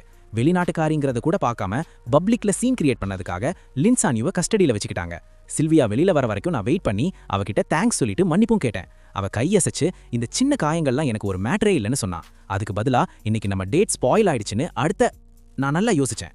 சில்வியா நிஜமாவே செம கியூட்டான பொண்ணு தான். ஆனா இன்னைக்கு நடந்தது எல்லாம் பார்க்கும்போது அவளுக்கு இன்னும் மெச்சூரிட்டி பத்தலன்னு தோணுச்சு. லின்சானியூ இவ்ளோ சீக்கிரம் என்னை விட்டுட மாட்டான்னு எனக்கு தெரியும்.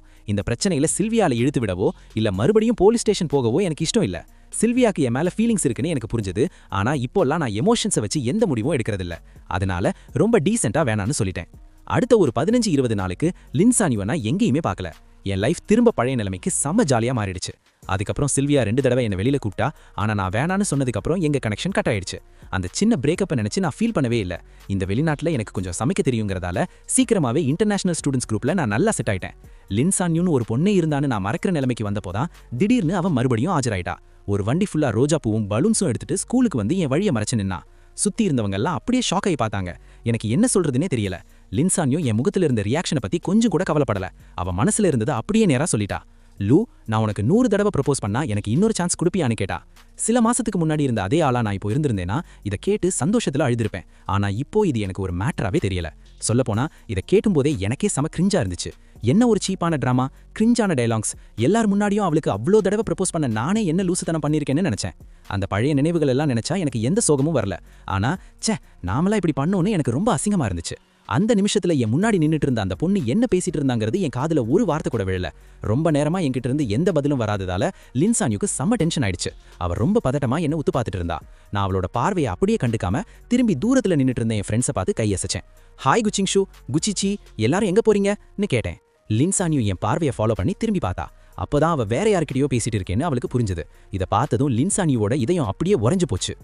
லின்சான்யூ பேசி முடிக்கிறதுக்குள்ளேயே அந்த குச்சிங்ஷூங்கிற பொண்ணு என்கிட்ட வந்துச்சு. அவ வாய்ஸ் ரொம்ப ஃப்ரெண்ட்லியா இருந்துச்சு. நாங்க கேம்பிங் போலான்னு இருக்கோம். லூ, நீயும் வரியான்னு கேட்டா. கிளைமேட் வேற செம்மையா இருந்துச்சு. இந்த வீக்கெண்டுக்கு எனக்கு வேற எந்த பிளானும் இல்ல. அது மட்டும் இல்லாம இங்க ஒரு பெரிய தலைவலியே என் முன்னாடி நின்னுட்டு இருக்கு. அதனால வேணான்னு சொல்ல எனக்கு எந்த காரணமும் தோணல. உடனே ஓகே சொல்லிட்டேன். நான் சிரிச்சுட்டே இன்னைக்கு நைட் அவங்க பிளான் பத்தி கேட்டேன். நாங்க 2 பேரும் லின்சான்யூவை அப்படியே காத்துல விட்டுட்டு பேச ஆரம்பிச்சிட்டோம். அவ திரும்பி கூட பார்க்கல. நாங்க அப்படியே பேசிட்டே போய் அந்த கேம்பிங் குரூப்ல ஜாயின் பண்ணிட்டோம். நாங்க எல்லாரும் கிளம்பி போனதை பார்த்ததும் லின்சான்யூ முகம் சுத்தமா வெளுத்து போச்சு. அவ கைகளை இறுக்கமா முருட்டிக்கிட்டு குச்சிங்ஷுவை பயங்கர பொறாமையோடும் வெறுப்போடும் முறைச்சி பார்த்தா. லின்சான்யூ நாங்களை ஃபாலோ பண்ணி ஊருக்கு வெளியில வரைக்கும் வந்தா. நாங்க இருந்த இடத்துக்கு ஆத்துக்கு அந்த பக்கத்துல இருந்து எங்களுக்குள்ள என்ன நடக்குதுன்னு அவளால நல்லாவே பார்க்க முடிஞ்சது. ஒரு 7-8 இன்டர்நேஷனல் ஸ்டூடெண்ட்ஸ் ஒன்னா சேர்ந்து செம ஜாலியா பார்ட்டி பண்ணிட்டு இருந்தோம். அவளை எங்க நடுவுல வர முடியாததால தூரத்துல இருந்தே வேடிக்கை பார்த்துட்டு இருந்தா.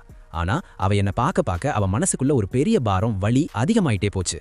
நான் என்ன பண்ணாலும் குச்சிங்ஷு எப்பவுமே என் கூடவே சுத்திட்டு இருந்தா. எங்களுக்கு நடுவுல 10 அடி தூரம் கூட இருந்திருக்காது. நாங்க ரொம்ப நெருங்கி பழக ஆரம்பிச்சோம். இந்த நெருக்கம் மத்தவங்க கூட பழகுற மாதிரி சாதாரணமா இல்ல. இத பார்த்ததும் லின்சான்யூ கண்ணுல பொறாமை தீயா எரிஞ்சது. ஓடி வந்து என்ன அவகிட்ட இருந்து பிடிச்சு இழுக்கலான்னு அவளுக்கு தோணுச்சு. ஆனா அப்படி பண்ணா நான் செம கோவப்படுவேன்னு அவளுக்கு நல்லாவே தெரியும். எங்க ரிலேஷன்ஷிப் இன்னும் மோசமாகிறத அவ விரும்பல. அதனால எரியிற நெருப்புல எண்ணெய் ஊத்துற மாதிரி எதையும் செய்ய அவளுக்கு தைரியம் வரல. தன் மனசுக்குள்ள எரியிற எல்லா ஃபீலிங்ஸையும் அடக்கிக்கிட்டு அமைதியா இருக்க அவ அவளுக்குள்ளே சமாதானம் சொல்லிக்கிட்டா. தொடர்ந்து 6 மணி நேரம் அப்படியே பொறுத்துக்கிட்டா. மெதுவா இருட்ட ஆரம்பிச்சுது.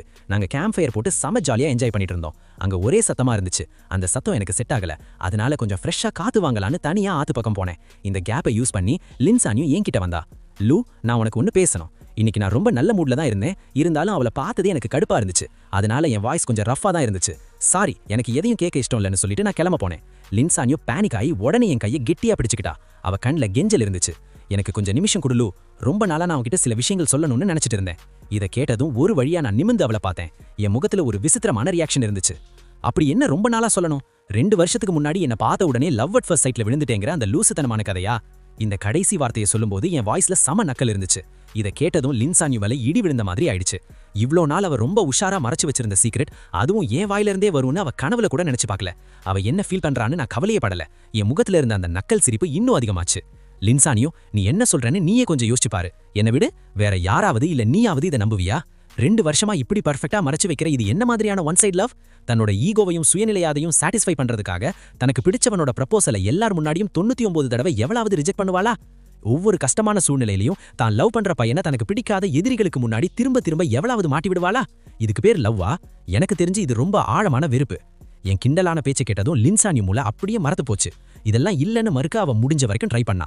ஆனா கடைசியில அவளால தன்னை டிஃபெண்ட் பண்ணி ஒரு வார்த்தை கூட பேச முடியல. உசிரே இல்லாத மாதிரி சில வார்த்தைகள் மட்டும்தான் அவ வாயிலிருந்து வந்துச்சு. இல்லலு, எனக்கு உண்மையாவே உன்னை பிடிக்கும். என் சுத்தி இருக்கிற எல்லாருக்கும் அது தெரியும். அவங்க எல்லாரும் எனக்கு சாட்சி சொல்வாங்க. அவங்க சாட்சி சொன்னா எனக்கு என்ன வித்தியாசம் வந்துட போகுது? எப்படியும் என் பாயிண்ட் ஆஃப் வியூல பார்த்தா ஆரம்பத்துல இருந்து கடைசி வரைக்கும் உனக்கு ஜோயான்ஷுவை தான் பிடிச்சிருக்கு. நீ போய் அவன்கிட்ட இந்த ட்ரூ லவ் பத்தி சொல்லு. உன்னோட ஃபீலிங்ஸ் அவன்கிட்ட ஷேர் பண்ணு. நீங்க 2 பேரும் பார்க்க சூப்பரா ஜோடி பொறுத்த மாதிரி இருக்கீங்க. உண்மையை சொல்லணும்னா ஆரம்பத்துல இருந்து கடைசி வரைக்கும் உன்னை பார்த்தாலே எனக்கு செமையா அருவருப்பா தான் இருக்கு. என் முகத்துல அப்பட்டமா தெரிஞ்ச அந்த அருவருப்பா அவளால தாங்கிக்கவே முடியல. அவ உடம்பு அப்படியே நடுங்கிக்கிட்டே இருந்துச்சு. ஆனா அப்பவும் அவன் என் கையை விடல. அவ ரொம்ப பிடிவாதமா இருந்தா. அவ என்ன விடுறதா இல்ல, ரொம்ப பிடிவாதமா இருந்தா. எனக்கு அவ கூட ஆர்கியூ பண்ற அளவுக்கு பொறுமை இல்ல. நான் பாட்டுக்கு என் கையை உதறிட்டு திரும்பி நடக்க ஆரம்பிச்சிட்டேன். எங்க கைகள் பிரிஞ்ச அந்த நிமிஷம் தனக்கு இருந்த எல்லாத்தையும் இழந்துட்ட மாதிரி அவ ஃபீல் பண்ணா. ஒரு பயங்கரமான வலி அவ இதயத்தை கிழிச்சுது. அவளுக்கு இருந்த தெம்பெல்லாம் அப்படியே போயிருச்சு. அப்படியே கீழே விழ போற மாதிரி தள்ளாடினா. நான் ரொம்ப கூலா அவளை கண்டுக்காம கூட்டத்துக்குள்ள ஜாலியா நடந்து போயிட்டேன். எல்லாத்தையும் இவ்ளோ கிளியரா சொன்னதுக்கு அப்புறம் லின்சானியோ இனிமே விட்டுடுவான்னு தான் நான் நினைச்சேன். ஆனா இந்த ஜென்மத்துக்கு எது சொன்னாலும் மண்டையில ஏறாதுன்னு எனக்கு சீக்கிரமாவே புரிஞ்சிடுச்சு. அடுத்த சில மாசத்துக்கு நான் எப்போ வீட்டை விட்டு வெளியில வந்தாலும் எனக்கு ஒரு 20 மீட்டர் தூரத்துக்குள்ளேயே அவ ஆஜராயிடுவா. சில நாளுக்கு ஒரு தடவை ஏதாவது ஒன்று தூக்கிட்டு வந்து எனக்கு ப்ரப்போஸ் பண்றேன்னு சொல்லுவா. ஒரு தடவை, 2 தடவை, 3 தடவை, எனக்கு கவுண்டே மறந்து போச்சு. அவளோட இந்த பைத்தியக்காரத்தனத்துக்கு நான் எந்த ரியாக்ஷனும் கொடுக்கவே இல்லை. கண்டுக்காம இருக்க முடிஞ்ச வரைக்கும் கண்டுக்காம இருப்பேன். அதுவே ரொம்ப ஓவரா போச்சுன்னா பப்ளிக் நியூசன்ஸ் பண்றான்னு சொல்லி அங்கிருந்து செக்யூரிட்டியை விட்டு துரத்தி விட்டுருவேன். இதனாலேயே லின்சானியோ பத்தி ஸ்கூல் ஃபுல்லா தெரிஞ்சு போச்சு. அவ என் மேல ஒரு மாதிரி ஆவேசமா பைத்தியமா இருக்கான்னு எல்லாருக்கும் தெரிஞ்சிருச்சு.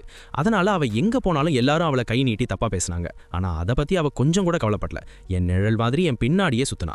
தொடர்ந்து ட்ரை பண்ணிட்டே இருந்தா என்னைக்காவது ஒரு நாள் என் மனசை மாத்திடலான்னு அவன் நினைச்சா. ஆனா நிஜத்துல நடந்தது வேற. அவ பண்ண எந்த விஷயமும் என்னை இம்ப்ரெஸ் பண்ணவே இல்லை. அது மட்டும் இல்லாம அவ கண்ணு முன்னாடியே நான் மத்த பொண்ணுங்களோட ப்ரொபோசலை கூட அக்செப்ட் பண்ணேன். நான் மத்த பொண்ணுங்க கூட க்ளோஸா பழகிறத வேற வழி இல்லாம கையாளாகத்தனமா லின்சானியும் பார்த்துட்டே இருந்தா. கொஞ்ச நாள்ல என்னை சுத்தி எப்பவுமே பொண்ணுங்க இருக்கிறத பார்த்து அவளுக்கே பழகிடுச்சு. நான் சொன்னதுதான் கரெக்ட்னு அவளும் ஒத்துக்கிட்டு தான் ஆகணும். நான் என்னைக்குமே அவளோட ப்ராப்பர்ட்டி கிடையாது. பல தடவை நான் ரிஜெக்ட் பண்ணதால அவன் மைண்ட் அப்படியே மறத்து போயிருச்சு. நான் எவ்வளவு கோவமா பேசினாலும் எவ்வளவு வெறுப்பா பார்த்தாலும் அவளுக்கு இப்ப எந்த வழியும் தெரியல. அவ பாட்டுக்கு கவுண்ட் பண்ணிட்டே இருந்தா 1ல இருந்து 50 வரைக்கும். குளிர்காலம் போச்சு, வசந்த காலம் வந்துச்சு, அப்புறம் வெயில் காலமும் வந்துச்சு. இப்படியே நாட்கள் அமைதியா போயிடும்னு அவன் நினைச்சா. 50ல இருந்து 100, ஏன் 101வது தடவை ஆனா கூட அவ என்னை விட்டு விலகல் ஐடியாவிலேயே இல்ல. சரி, எல்லாத்தையும் ஓரளவுக்கு நார்மலா ஹேண்டில் பண்ணிடலான்னு அவன் நினைச்சப்பவே நான் ஒரு பொண்ணோட கையை பிடிச்சிட்டு அவன் முன்னாடி வந்து நின்னேன். சிரிச்சுட்டே சுத்தி இருந்தவங்க கிட்ட இவ தான் என் கேர்ள் ஃப்ரெண்ட் அப்படின்னு சொன்னேன். அதை கேட்டதும் லின்சானியுக்கு வானமே இடிஞ்சு தலையில விழுந்த மாதிரி ஆயிடுச்சு. அவ கண்ட்ரோலையே இழந்துட்டு உண்மை என்னன்னு கேட்கறதுக்காக நேரா என்கிட்ட ஓடி வந்தா. ஆனா அவ என்கிட்ட வர்றதுக்குள்ளேயே அங்க பெட்ரோலிங் பண்ணிட்டு இருந்த செக்யூரிட்டி கார்ட்ஸ் அவளை தடுத்து நிறுத்திட்டாங்க. அந்த கூட்டத்துக்கு பின்னாடி நின்னுட்டு அழுது சிவந்து போன கண்களோக தன் முழு பலத்தையும் திரட்டி ஏன் அப்படின்னு கத்துனா. நான் அவளை ஒரு செகண்ட் தான் பார்த்தேன்.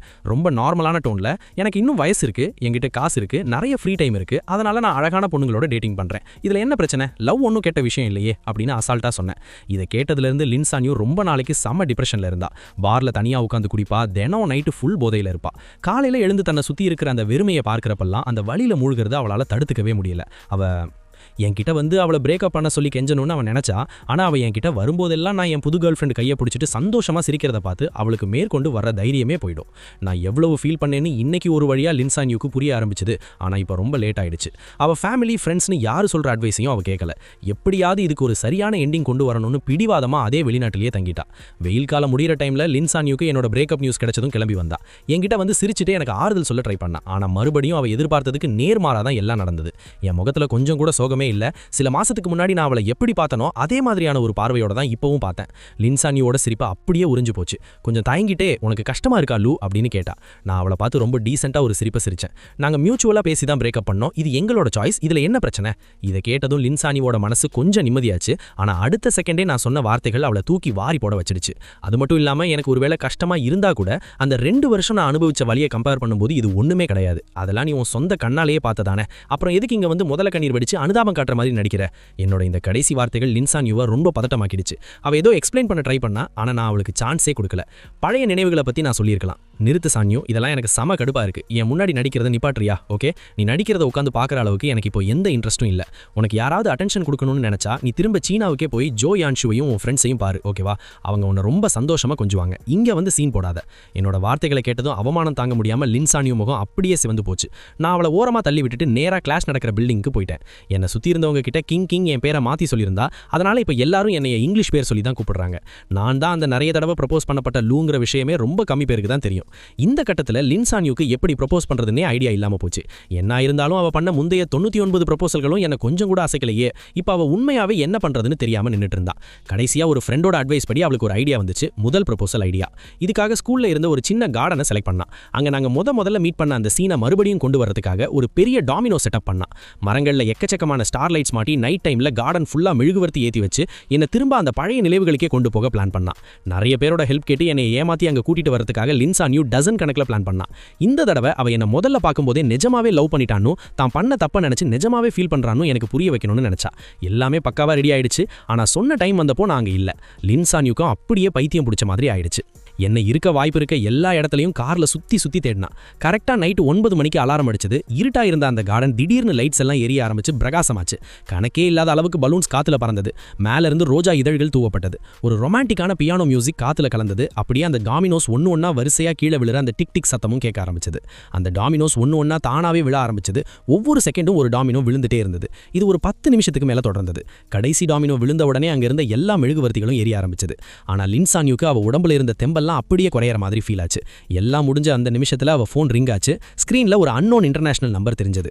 ஆனா காலை அட்டென்ட் பண்ண அடுத்த செகண்டே அவளுக்கு எதிர்முனையில பேசுறது நான் தான் அவளுக்கு புரிஞ்சிடுச்சு. இன்னைக்கு நைட் நீ உன்னோட 100வது ப்ரப்போசலை பண்ண போறதா கேள்விப்பட்டேன். சாரி, நான் இப்போ சீனாவில் இருக்கேன். ரியலி சாரி அப்படின்னு நான் சொன்னேன்.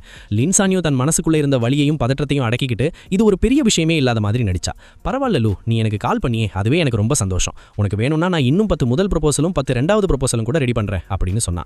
நான் அவளை மன்னிச்சிட்டேன்னு அவளே கற்பனை பண்ணிக்கிட்ட மாதிரி அவ குரல்ல ஒரு மறைமுகமான நம்பிக்கை தெரிஞ்சது. அதெல்லாம் எந்த அவசியமும் இல்லை. இன்னைக்கு நான் உனக்கு கால் பண்ணது 2 விஷயம் சொல்லணும்னு நினைச்சேன். இதை கேட்டதும் லின் சான்யூக்கு தொண்டை அப்படியே வறண்டு போச்சு. போனை ரொம்ப இறுக்கமா பிடிச்சிக்கிட்டா. முதல்ல ஒரு முன்னெச்சரிக்கையா ஒன்று சொல்லிக்கிறேன். இப்போ குளிர்காலம், காத்து ரொம்ப ட்ரையா இருக்கு. உன்னோட டிராமா எல்லாம் முடிஞ்சிருந்தா சீக்கிரமா அந்த கார்டன்ல இருக்கிற மெழுகுவர்த்தி எல்லாத்தையும் அணைச்சிடு, இல்லைனா தீ பிடிக்க வாய்ப்பு இருக்கு அப்படின்னு சொன்னேன். இதை கேட்டதும் லின் சான்யூ மேல அண்ணாந்து பார்த்தா அங்க ஒரு காய்ந்த இலை மெதுவா கீழே விழுந்துட்டு இருந்தது. ரெண்டாவது, உனக்கு ஒரு குட் நியூஸ் சொல்லணும்னு நினைச்சேன். நான் மறுபடியும் இன்னொரு ரிலேஷன்ஷிப்ல கமிட் ஆயிட்டேன். இந்த புது கேர்ள் ஃப்ரெண்ட் என்னோட பழைய ஆளை விட ரொம்ப அழகா இருக்கா. அதனால உன்னோட ப்ரப்போசலை இந்த முதல் தடவையோடய நிப்பாட்டிக்கலாம். என்னோட இந்த சாதாரண வார்த்தைகள் லின் சான்யூ மைண்ட்ல பல முறை எதிரொலிச்சுது. அடுத்த செகண்டே யாரோ அவளுக்கு சூனியம் வச்ச மாதிரி ஆயிடுச்சு. அவ நெத்தியில ஒரு பயங்கரமான ஊசி குட்டுற மாதிரி வலி உருவாச்சு. அந்த கடுமையான வலி அவ உசிரையே உறிஞ்சுற மாதிரி இருந்தது. அவ கையில இருந்து ஃபோன் டப்புன்னு கீழே விழுந்து நேரா ஒரு மெழுகுவர்த்தி ஸ்டாண்ட் மேல பட்டுச்சு. சில செகண்ட்ஸ்லயே அந்த கார்டன் ஃபுல்லா பயங்கரமான தீ பறந்து எரிய ஆரம்பிச்சிடுச்சு. ஆனா அவ அங்கிருந்து தப்பிக்கவோ இல்ல ஹெல்ப் கேட்டு கத்தவோ கொஞ்சம் கூட ட்ரை பண்ணல. அந்த கார்டன்ல அவளும் ஒரு பொருளா மாறின மாதிரி அப்படியே சிலையா நின்னுட்டா. அந்த நைட்டு ஃபுல்லா முடிஞ்சது. கார்டன்ல இருந்த எல்லா மரங்களும் எரிஞ்சு சாம்பல் ஆயிடுச்சு. நல்ல வேலை, யாருக்கும் எந்த உயிர் சேதமும் இல்ல. ஃபயர் ஃபைட்டர்ஸ் கரெக்ட் டைமுக்கு வந்து புகையில மயங்கி கிடந்த லின் சான்யூவை காப்பாத்திட்டாங்க. அதிர்ஷ்டவசமா அவ உயிர் பொழைச்சிட்டா. ஆனா இந்த தீ விபத்தை பார்த்து சிங்டா ஸ்கூல் அட்மினிஸ்ட்ரேஷன் செம கடுப்பாயிட்டாங்க. இதுக்கு காரணமானவங்களை சும்மா விட மாட்டோம்னு ரொம்ப ஸ்ட்ரிக்டா சொல்லிட்டாங்க. போலீஸ் லின் சான்யூவை மெயின் சஸ்பெக்டா அரெஸ்ட் பண்ணாங்க. லின் ஃபேமிலிக்கு இந்த விஷயம் தெரிஞ்சதும் அவங்க அப்படியே உடஞ்சு போயிட்டாங்க. அவளை காப்பாற்ற அவங்களுக்கு தெரிஞ்ச எல்லா இன்ஃப்ளூயன்ஸையும் யூஸ் பண்ணி பார்த்தாங்க. ஆனா இது ஒரு இன்டர்நேஷனல் கேஸ் அப்படிங்கிறதால லின் சான்யூ தண்டனையிலிருந்து தப்பிக்கவே முடியல. கடைசியா வேற வழி இல்லாம லின் ஃபேமிலி தங்களோட பாதி சொத்தை நஷ்ட ஈடா கொடுக்க வேண்டி வந்துச்சு. அதுக்கப்புறம் தான் சிங்டா அட்மினிஸ்ட்ரேஷன் கொஞ்சம் இறங்கி வந்தாங்க. இந்த பயங்கரமான சம்பவத்தால லின் சான்யூக்கு 6 மாசம் ஜெயிலில் இருக்க வேண்டிய நிலைமை வந்துருச்சு. அது மட்டும் இல்லாம அவளை யூரோப்பியன் பிளாக் லிஸ்ட்லயும் சேர்த்து அந்த நாட்டை விட்டு துரத்தி அடிச்சிட்டாங்க. அவளுக்கு யூரோப் வர வாழ்நாள் ஃபுல்லா பேன் பண்ணிட்டாங்க. அவ ஜெயில இருந்து ரிலீஸ் ஆன உடனே திரும்ப சீனாவுக்கு நாடு கடத்துறதுக்காக நேரா ஏர்போர்ட்டுக்கு கூட்டிட்டு போனாங்க. தன்னை சுத்தி இருக்கிறவங்க எல்லாரும் சம்மர் ட்ரெஸ் போட்டுருக்கிறத பார்த்ததும் இவ்வளோ நாளா ஏதோ கனவுல தொலைஞ்சு போயிருந்த லின் சான்யூ ஒரு வழியா கண் முழிச்சு பார்த்தா குளிர்காலம் முடிஞ்சு வெயில் காலம் வந்துருச்சு. பல மாசங்கள் ஓடிடுச்சு. ஆனா அவன் ஒரு தடவை கூட என்னை வந்து பார்க்கல. இது புரிஞ்சதும் லின் சான்யூ மனசுல எக்கச்சக்கமான ஃபீலிங்ஸ் வந்துச்சு. அவளுக்கு ஏமாற்றமா இருக்கா இல்ல தனிமையா ஃபீல் பண்றாளான்னு அவளுக்கே புரியல. இன்னும் வாழ்க்கை எவ்வளவு இருக்கு, நாம கண்டிப்பா மறுபடியும் மீட் பண்ணுவோம் அப்படின்னு சொல்லி அவளுக்கு அவளே ஆறுதல் சொல்லிக்கிட்டா. ஆனா அவ திரும்பி பார்க்கும்போது நான் ஒரு அழகான பொண்ணோட கையை பிடிச்சிட்டு ரோட்டை கிராஸ் பண்றத பார்த்தா. அவ ஃப்ரெண்ட்ஸ் அனுப்பின போட்டோவை வச்சு அது என்னோட கேர்ள் ஃப்ரெண்டு தான் அவளுக்கு நல்லாவே தெரிஞ்சிருச்சு. நான் நிமிந்து அவளை பார்த்தேன். வழக்கமா பண்ற மாதிரி இல்லாம ரொம்ப ஃப்ரெண்ட்லியா அவளுக்கு ஹலோ சொல்லிட்டு சம கெத்தா உண்மையை சொன்னேன். ஹாய், பார்த்து ரொம்ப நாள் ஆச்சு. இப்பதான் ஜெர்மனி ட்ரிப் முடிச்சுட்டு வந்தேன். ஒரு வழியா வெளியில வந்துட்டியா? காலம் எவ்வளவு வேகமா ஓடுதுல. இன்ட்ரோ பண்றேன், இவ தான் என் புது கேர்ள் ஃப்ரெண்ட் மோனிகா. சீனாவுக்கு திரும்பினதுக்கு அதுக்கப்புறம் லின்சானியும் வேற சில ஆளுங்க மூலமா எனக்கு ஒரு மெசேஜ் அனுப்புனா நான் இதெல்லாம் நடிக்கிறேனா இல்ல இதுதான் என்னோட உண்மையான கேரக்டரானு. நான் அதுக்கு எந்த ரிப்ளையும் பண்ணல. ஏன்னா இப்போ லின்சானியும்னா யாருன்னு எனக்கு முழுசா புரிஞ்சிருச்சு. அவ என்ன லவ் பண்றேன்னு சொன்னா, ஆனா உண்மையில அவளுக்கு அவளை மட்டும் தான் பிடிக்கும். அவளை பொறுத்த வரைக்கும் நான் அவளோட பந்தாவுக்காக இருந்த ஒரு ஆள், அவ்வளோதான். வெளிநாட்டில் நான் படிச்ச 2வது வருஷத்துல கிடைச்ச எல்லா சான்ஸையும் யூஸ் பண்ணி நிறைய காம்படிஷன்ஸ்ல கலந்துக்கிட்டேன். நாட்கள் அப்படியே பறந்துடுச்சு. சீக்கிரமாவே என்னோட 3 வருஷ எக்ஸ்சேஞ்ச் ப்ரோக்ராம் முடிஞ்சிடுச்சு. நான் ஒரு பாக்ஸ் ஃபுல்லா கோல்ட் மெடல்ஸோட சீனாவுக்கு திரும்ப வந்தேன். ஃப்ளைட்ல இருந்து இறங்கினதும் என் பேரண்ட்ஸ், என் ரூம்மேட்ஸ் எல்லாரும் கையில பூவோட என்னை வரவேற்க நின்னாங்க. லின்சானியோவை பொறுத்த வரைக்கும் என் வாழ்க்கையில் அவளுக்கு இனிமே எப்பவுமே இடம் இல்லைன்னு எனக்கு நல்லாவே தெரியும். இந்த உலகத்துல நாம 2 பேரும் கடந்து போற வெறும் ஸ்ட்ரேஞ்சர்ஸ், அவ்வளவுதான். ஹே கைஸ், இந்த வீடியோவை பார்த்ததுக்கு ரொம்ப தேங்க்ஸ். வீடியோவை லைக் பண்ணுங்க, ஷேர் பண்ணுங்க, உங்க முழு சப்போர்ட்டையும் கொடுங்க. இதே மாதிரி நிறைய ஸ்டோரிஸ் கேட்க இப்பவே நம்ம சேனலை சப்ஸ்கிரைப் பண்ணுங்க.